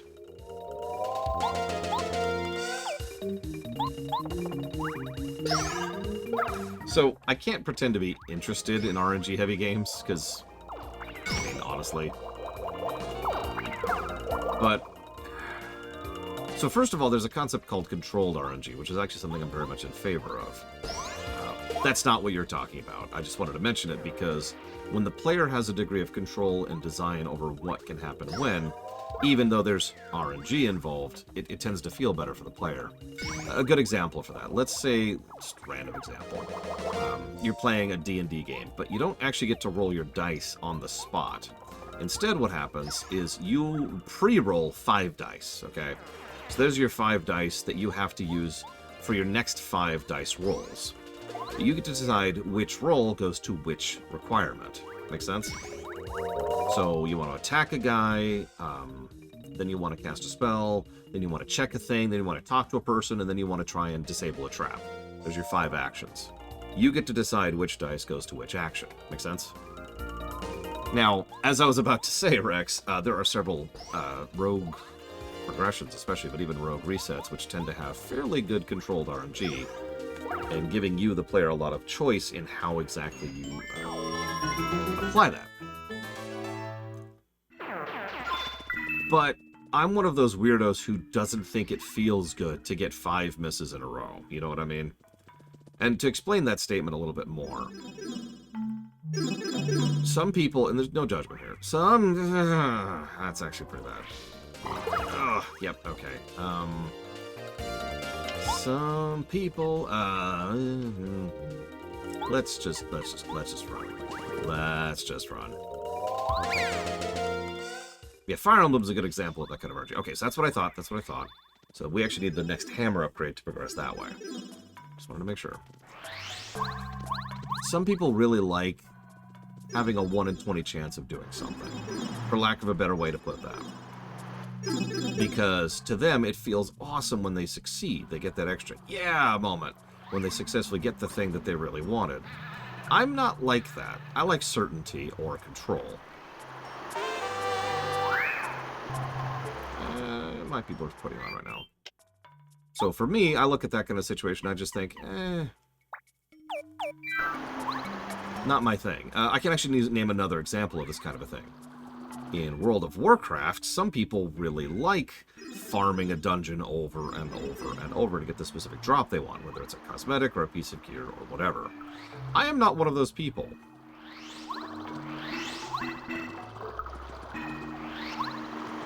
I tend to prefer, so not only do I like bad luck protection, which is another thing you do to control the RNG a little bit, but I also like it when you get guaranteed stuff, which can then eventually be put towards something. For example, bosses drop loot, but bosses also drop currency. Several bosses worth of currency can then be spent on a piece of loot. You have guaranteed progression, right? You have guaranteed chance of getting loot, because even if every single one of those bosses drops nothing for you, you're always getting the currency to buy the loot you want. It also adds a degree of choice to the matter, too, because you can decide which loot you buy.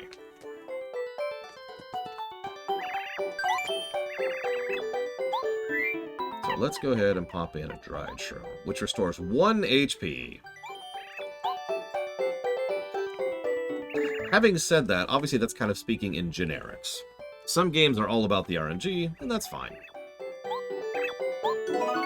So shit, they got us a mistake. Now, this is actually funny to me, because what she did was she turned a dry shroom, which gives you 1 HP, into a mistake, which gives you 1 HP and 1 FP. That's not a huge upgrade, but I've always found that funny, that she somehow is like, oh, I'm so sorry I screwed this up, and makes something better. No, no, come on, don't do that. Don't do that. Ugh.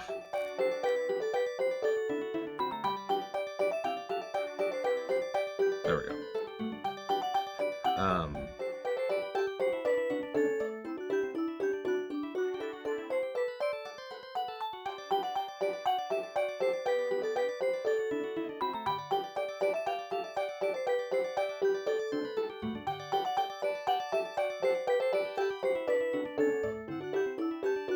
Sorry, I'm double checking something super quick.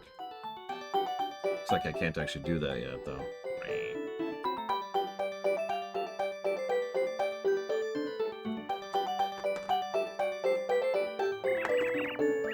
That would be nice. This food will do this to you. Just in case you were wondering. Oh.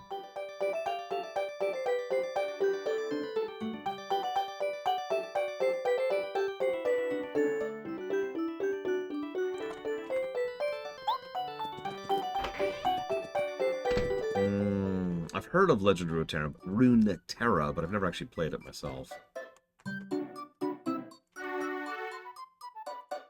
1 second, please. Here we go.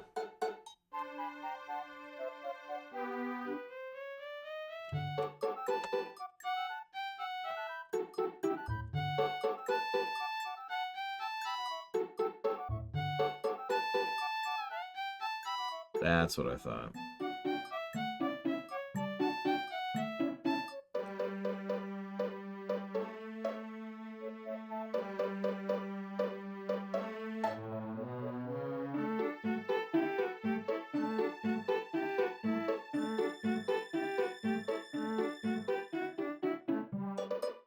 Yep, nope, that's what I thought. So, I was slightly misremembering here. That's my fault. The other thing you can do with the dried shroom is once she gets the cookbook, she can turn dried shrooms into fried shrooms, which turn them from restoring 1 HP to restoring 6 HP and 2 FP. Yeah, by the way, there's some really, really, really good stuff you can get here. 40 HP and 40 FP, which is something you can get effectively for free, is a good example of that. But also the bland meal, which sounds like a weird thing, but trust me when I say the bland meal is one of the better healing items in the game, for reasons we'll get to once we get the cookbook. Unfortunately, as I've already given away, you don't really get to engage in the cooking mechanic until you get the cookbook. So that sucks.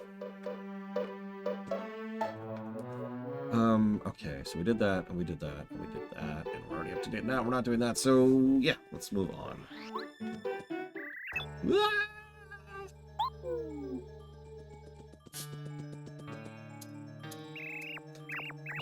Just now, a ghost passed right in front of me. You saw it, didn't you? I'm not the only one. Over there!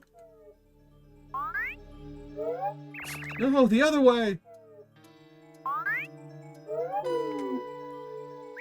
It went into the forest. Mario, this madness has to end. Will you go to the forest and see what's going on? Yes, it is, Rex, which kind of sucks. So this guy's job is to guard the gate into the ghostly forest, and he's afraid of ghosts. I have nothing to add to that statement.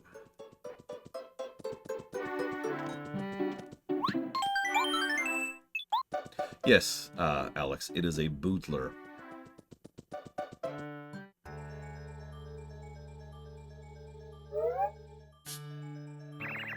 Pardon me, sir. Would you happen to be Mario? How do you do, sir? My master wishes to see you. If you would, please call on us at the mansion on the far side of the Forever Forest. My master would also like me to add that she has in her possession important news regarding the Star Spirits. Please make haste. We shall await your arrival with warm welcome. And if you don't come, we'll get you!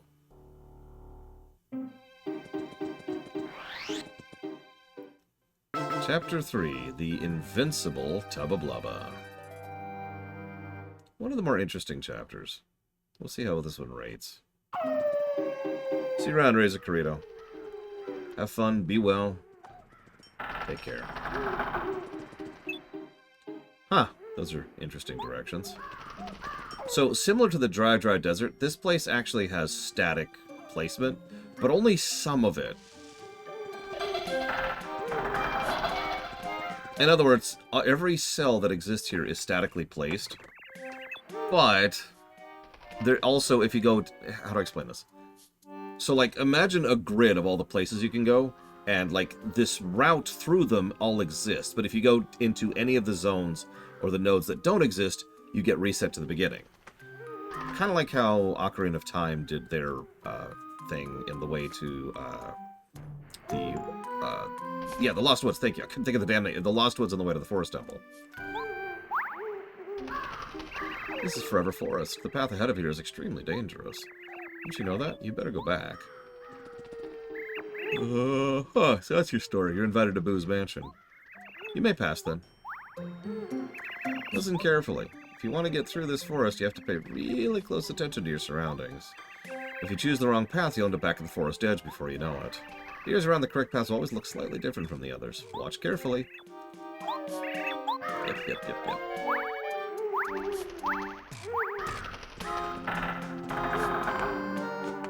But actually, one moment please, because I want to double check something while we're here. Let's just be efficient.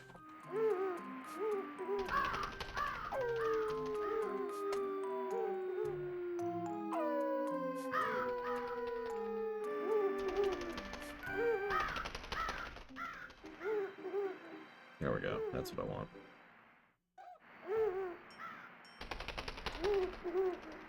Okay. Sorry, just pulling up a map. Also, the enemies out here kinda suck. Speaking of which, we want to switch to Cooper.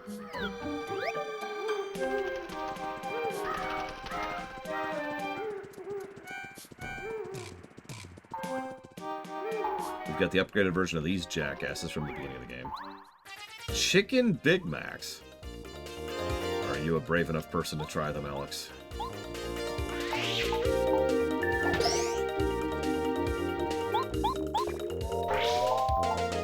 Yeah, Zap Tap is actually pretty helpful on quite a few of these areas. Yeah. So they can do that.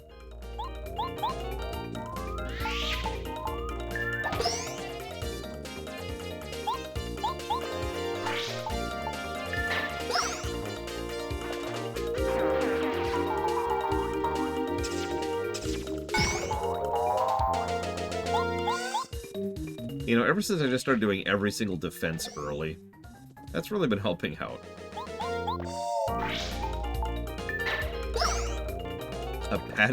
A burger patty-sized nugget. I think Mr. Red's joking, Alex, but still, that would be funny. Real quick, I just want to make sure we equipped a badge. Yep, we did.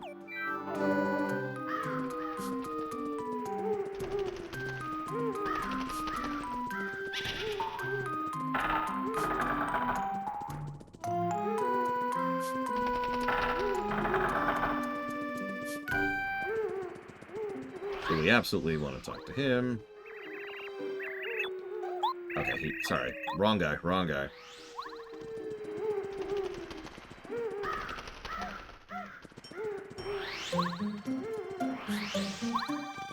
Oh, I'm right. It's this one. A schnitzel burger.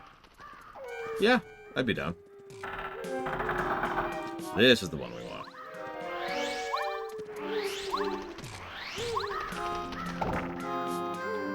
If you're paying attention, this is our 3rd seed. We only need 4. Just keep that in mind for a second. We've already got 3 of them. Oh, there it is.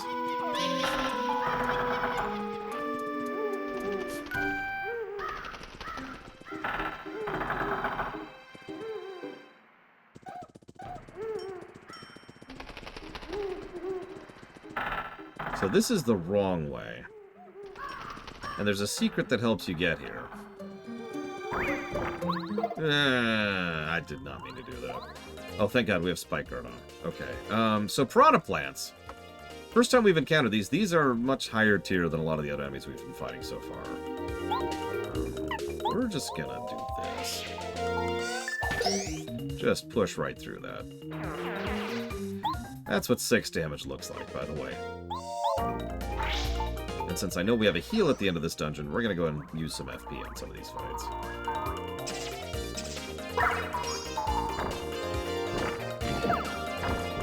Ugh, and that's why.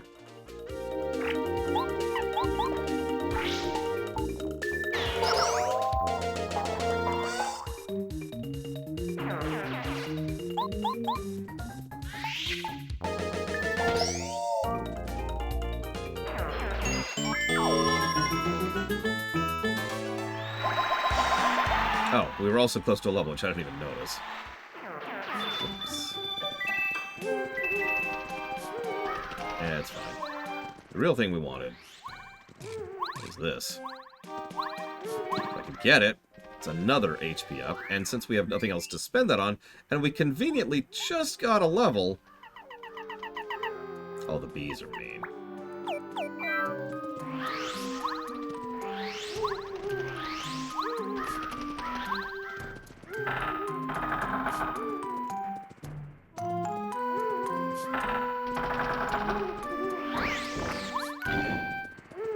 Ah.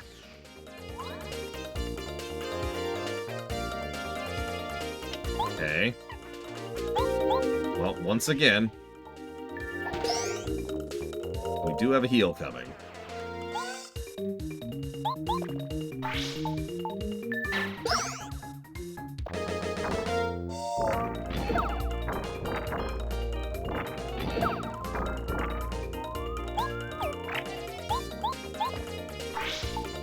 Which is good, because that was almost half our health. God dang, Piranha Plants. More than half our health.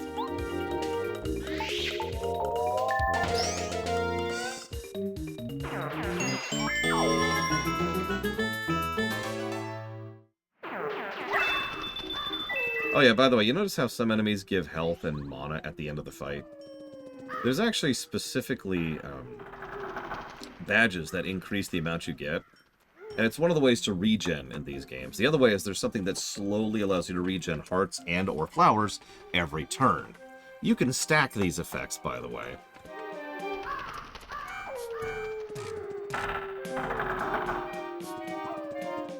Yeah, the game expects you to be on top of things by this point. Like I said, this game isn't what I would call easy. Especially if you know what you're doing, but... Here we go, this one.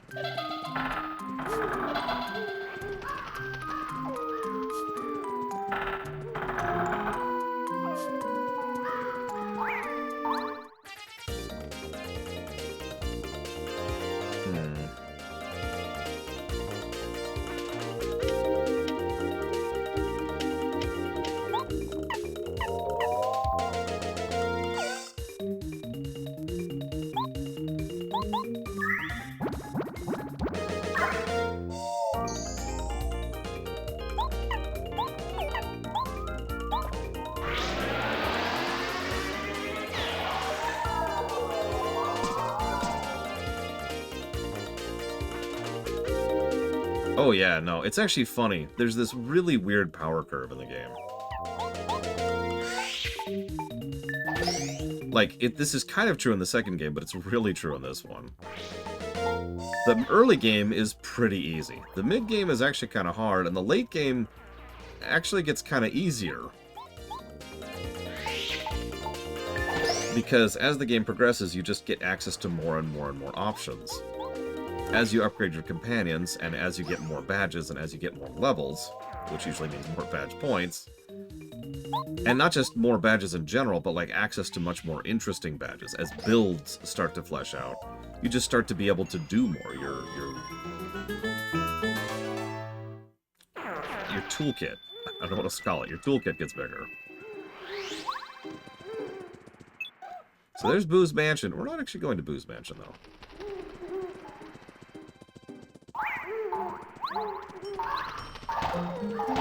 Damn it. Okay.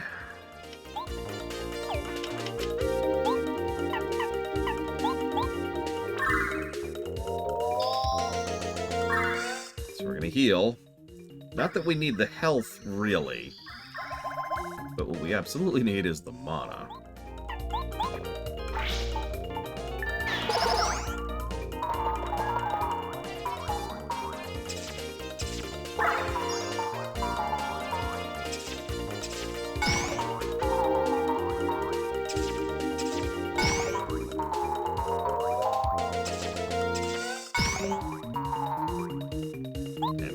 Again, for the exact same reason.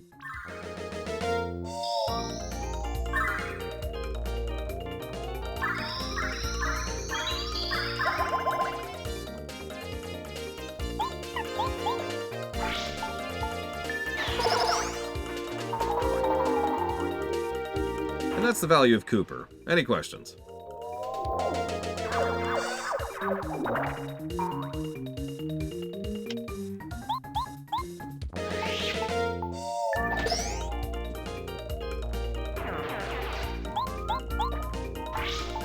By the way, if this stuff looks mean, wait until you see the enemies in the next area, which are usually referred to as hyper enemies. And by usually, I mean all the time, because that's their frickin' name. I don't know why I said usually. I actually know a few people who put this game down in this chapter. Ooh! That's a 15 boost. I will take that.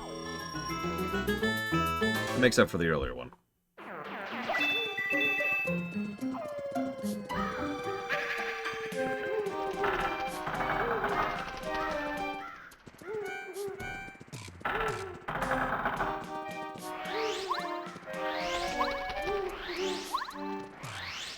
Oh hey, what's this? An FP up badge. No kidding, Rex. If I had known. If I had known.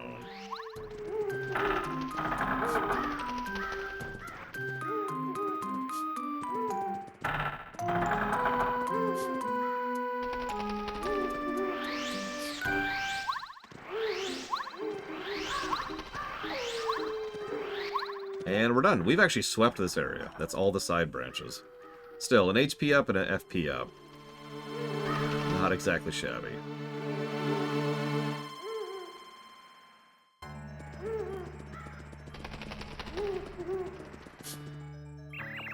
Oh, looks like we finally made it out of that spooky forest.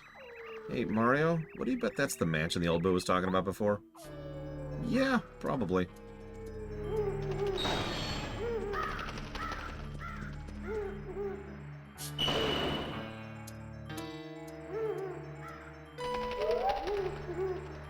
Yeah, no kidding, Shihali.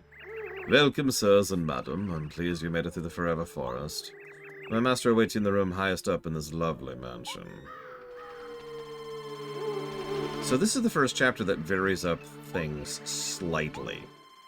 So normally we have like an overworld section followed by a town, followed by a brief overworld section and then a dungeon. In this case, it's an overworld section and then a dungeon, and then an overworld section, and then a dungeon. Told you we'd get the refill. So this area we're about to go in, it eventually becomes a town, but when we're going through here the first time, it's actually a mini dungeon. It's weird. Anyways.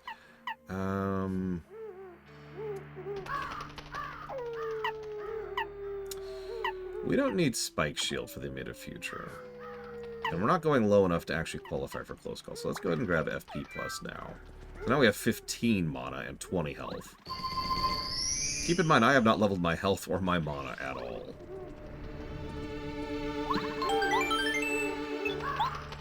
You know, it's funny you say that, Rex, because Chapter 3 tends to be one of my favorite chapters in both of these. Now, that's not actually true. There's better chapters in this one, and there's better chapters in 2. But it's where I started recognizing that this was better than just a normal RPG, you know what I mean? Okay.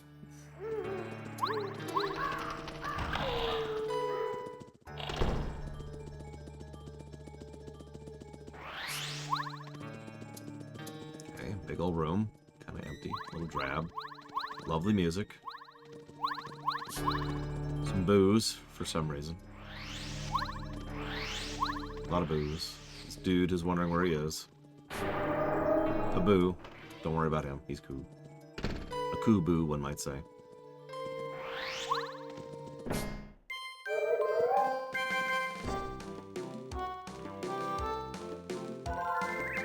Mario, you have come!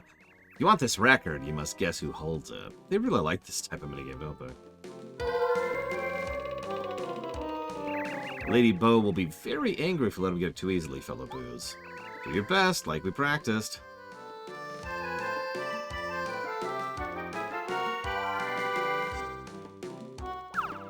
So this is pretty easy with one exception. You'll see what I mean in a second. So when this dialogue ends, the camera moves. And if you're not careful, they can be off camera and you can lose track of which boo had it. Oh my god. Please do, Alex. I want to see this thing. Okay, so we got the record. Cool.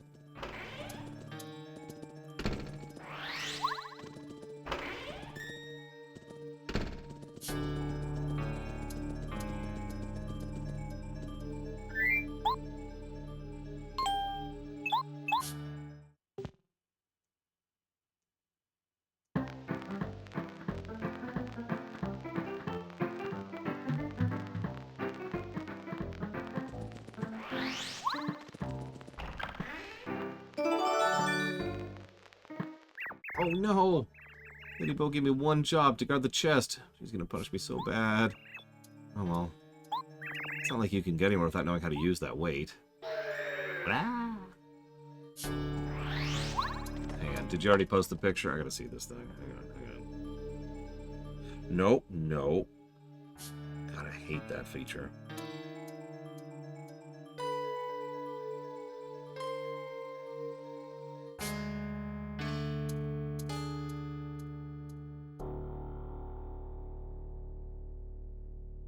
Sorry, I got a spam call, and if you click it wrong, it's like, hey, you want to call them back? You got it. I am not trying to call them back.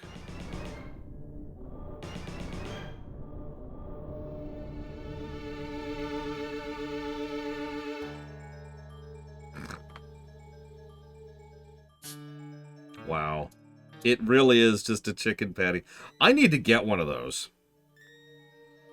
No, you know what I need to do? I need to get a Clausen. I need to get some Clausens and put those in there. That's what I need to do. What?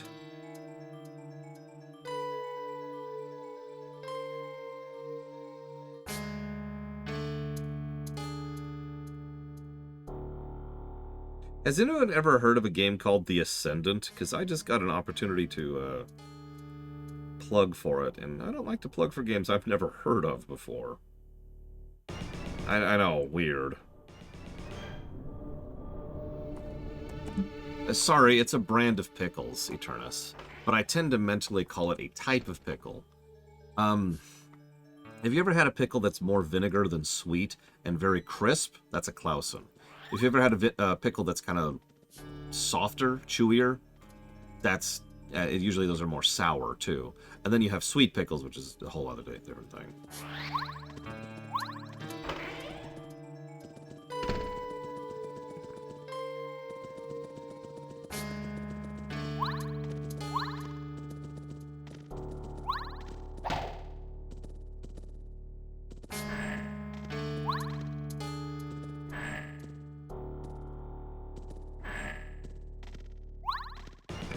Stop doing that now.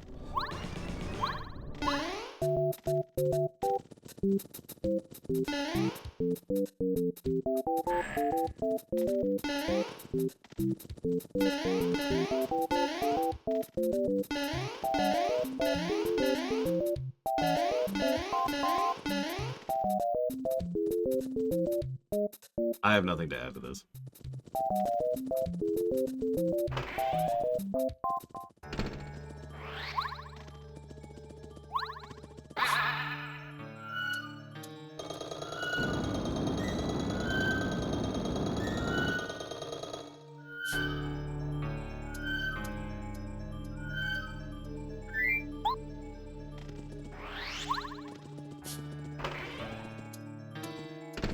Oh, I wonder what's in this chest in the middle of the room.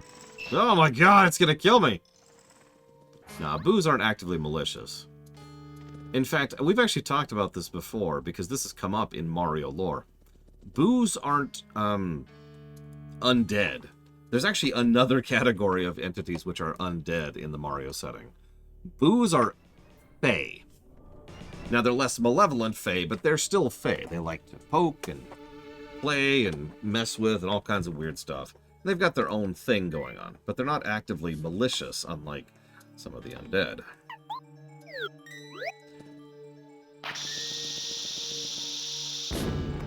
That sounds very strange, Braquin. Yeah, dry bones. So there's actually a specific visual aesthetic that undead have in this setting. No joke. I will point that out when we see it, because trust me, you will see it in this chapter, actually.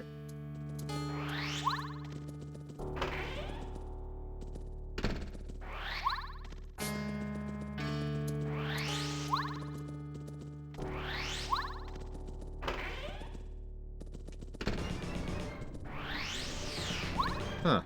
Nothing in here. I guess we'll just go. Oh no, where'd the door go? Where's the door? Well, I guess there's only one way out. That's why the boos are mostly making us play games here, rather than trying to kill us. That sounds wild, Braywin. If you want these boots, you gotta do the same thing we just talked about. Alright, this one's a little harder.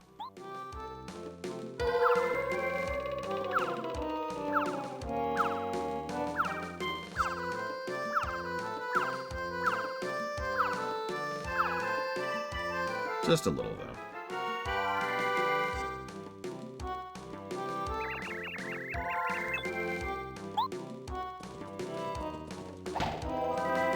No, come back!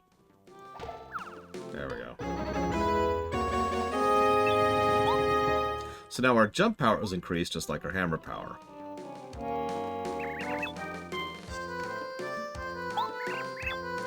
Go on, take them. I guess. Blah!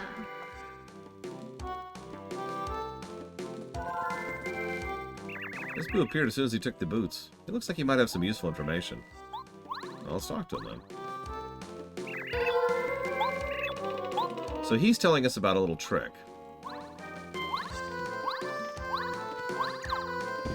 Which is that.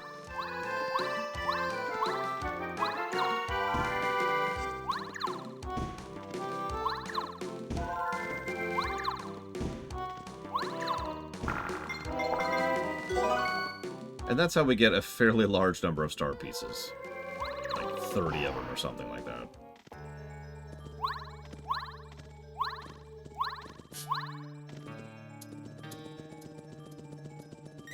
Here's the shop. We actually can't buy anything from here now, but this is one of my favorite shops in the game because they sell life shrooms. Life shrooms are exactly what they sound like. You can eat them, but they also go off automatically if you die.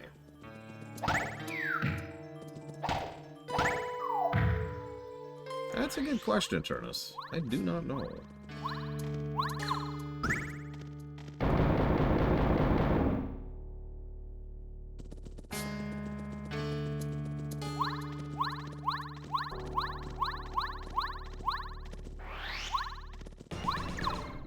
Damn it. Let's do that.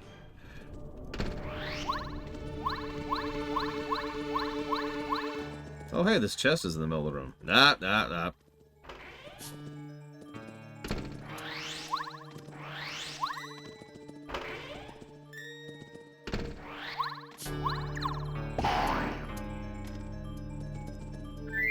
Listen, if I don't eat, then someday I won't have to eat ever again. It's all part of the plan.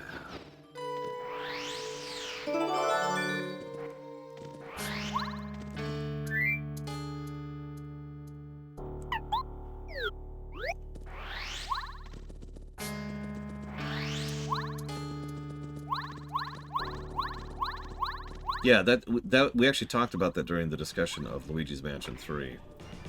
Part of the reason King Boo is so strange is because he's evil. Like, he's the Boo who's evil, and everyone's like, what the hell, dude? What is your problem? Plunk.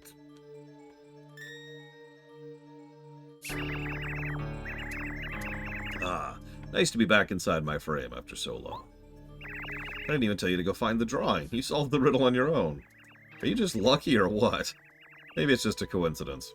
Yeah, I wanted to show that sometimes the dialogue acknowledges if you do stuff out of order.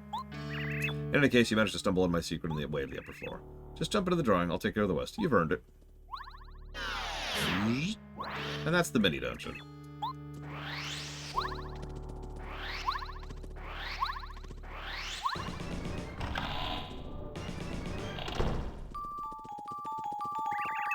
Gwa-ya-ha! We finally arrived. Took your sweet time, huh? I was testing you to see if you were up to your reputation. How were the tests? Tough?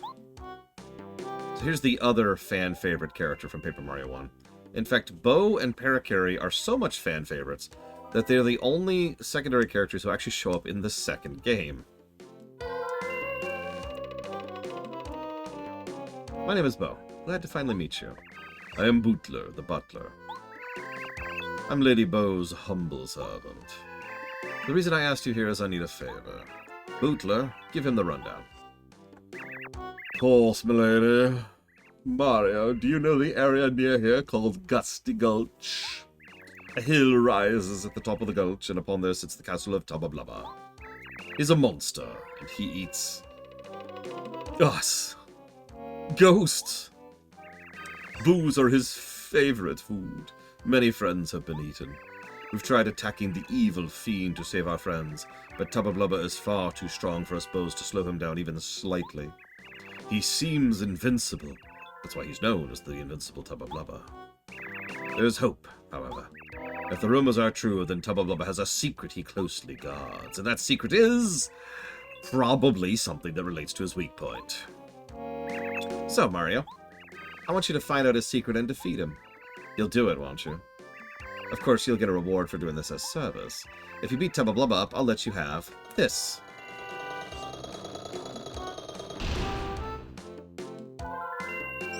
Mario, I'm sorry we must meet in such dire situation. My name's Scholar.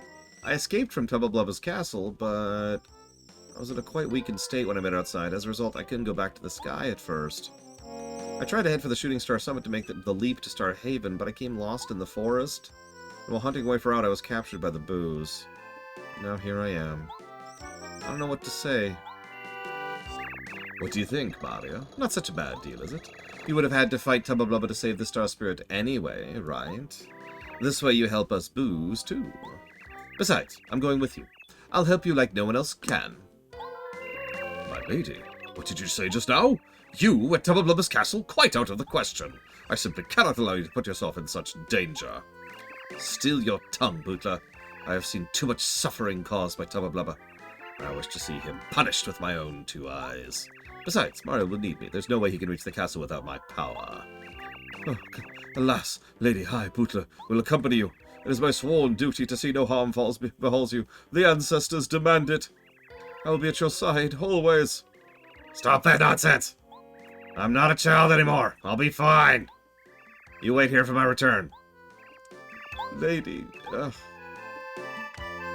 Yeah, everyone likes Bo. This is alright, Mario. The sad thing is Bo is very situationally useful. So she has an ability which allows you to just not get hit for a while, which is very, very useful when it's useful, and totally useless in every other circumstance. Also, her attack is unique. So what she does for her attack is she hits the target several times. 4 times, something like that. Each attack does 1 damage. That's cool. That's good. Unless the enemy has any defense at all. And then she is immediately invalidated to doing no damage whatsoever. Because even when you upgrade her, her damage doesn't go up. Only the amount of times she slaps goes up. So she is never useful against anything that has defense. Still, she's better than Bombad. And both of them are better than the worst.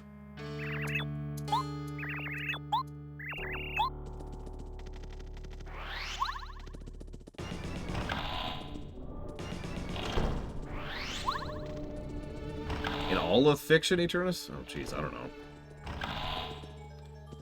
Yeah, exactly, Rex. She's situational. And there's nothing wrong with someone being situational, but it does mean you're not going to see me use her very often. What's our money reserve right now? We're doing okay.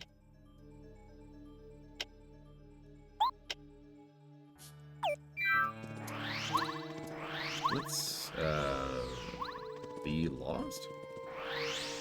I'm sure there was a shortcut. Apparently I'm wrong. Whatever. Well, there's some mean battles up ahead, so we're going to grab a just in case. Yeah, Bo is not really what I'd call a very good person. She's not evil, but, like, good? So let's grab a life shroom over here. 50, yeah, that's what I thought. And I'm going to grab a regular old heal over here, too.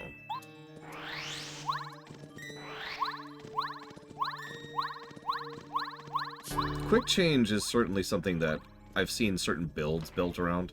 It's not a huge favorite of mine in this game. In the next game, oh, the companion build is legit. That's all I'm saying.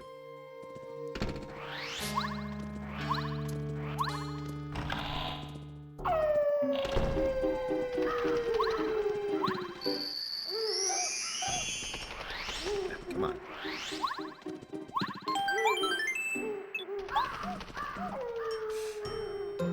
Matt Horner is actually my first thought, Eternus.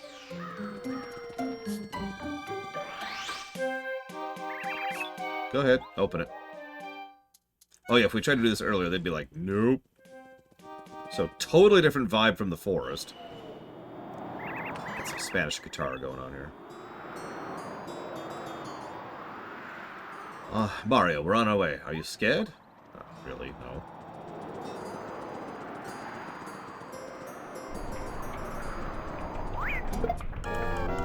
Okay, so that's actually really bad.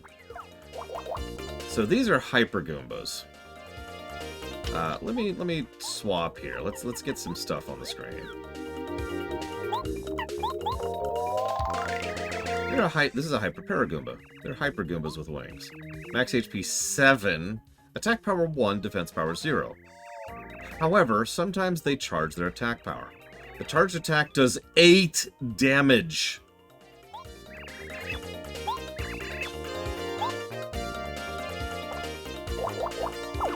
As a reminder, I have 20 health right now, and that's boosted twice.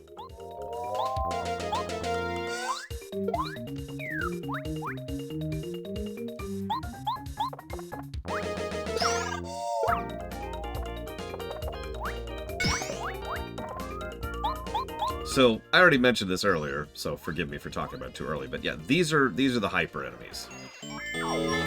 Now, they're kind of doing this to try and encourage you to use the vanish ability from Bow, but honestly, what these boil down to is be very, very careful with who you attack and where. The good news is we just got a jump upgrade, so we're uniquely suited to be able to knock these guys over. You also notice that's why I brought Goombario and made sure to upgrade Goombario before this nonsense. Okay, so there's the hyper attack. So I can't kill him in one round unless I get lucky. That might work. Okay, we're good. Yeah.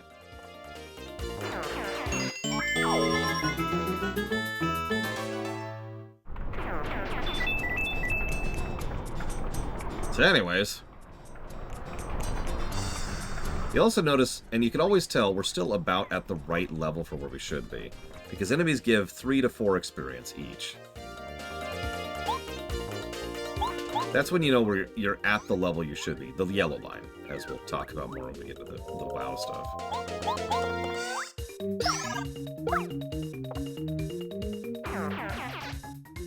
Okay, so as long as the second one doesn't charge, we're fine.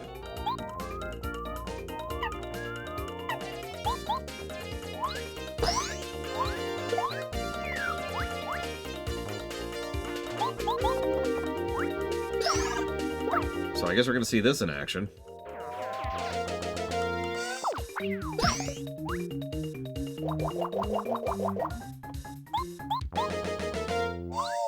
You also notice it's a delay and then a fast attack. Oh, I would never go with Thrawn. That man is, like, a type of evil I can't deal with.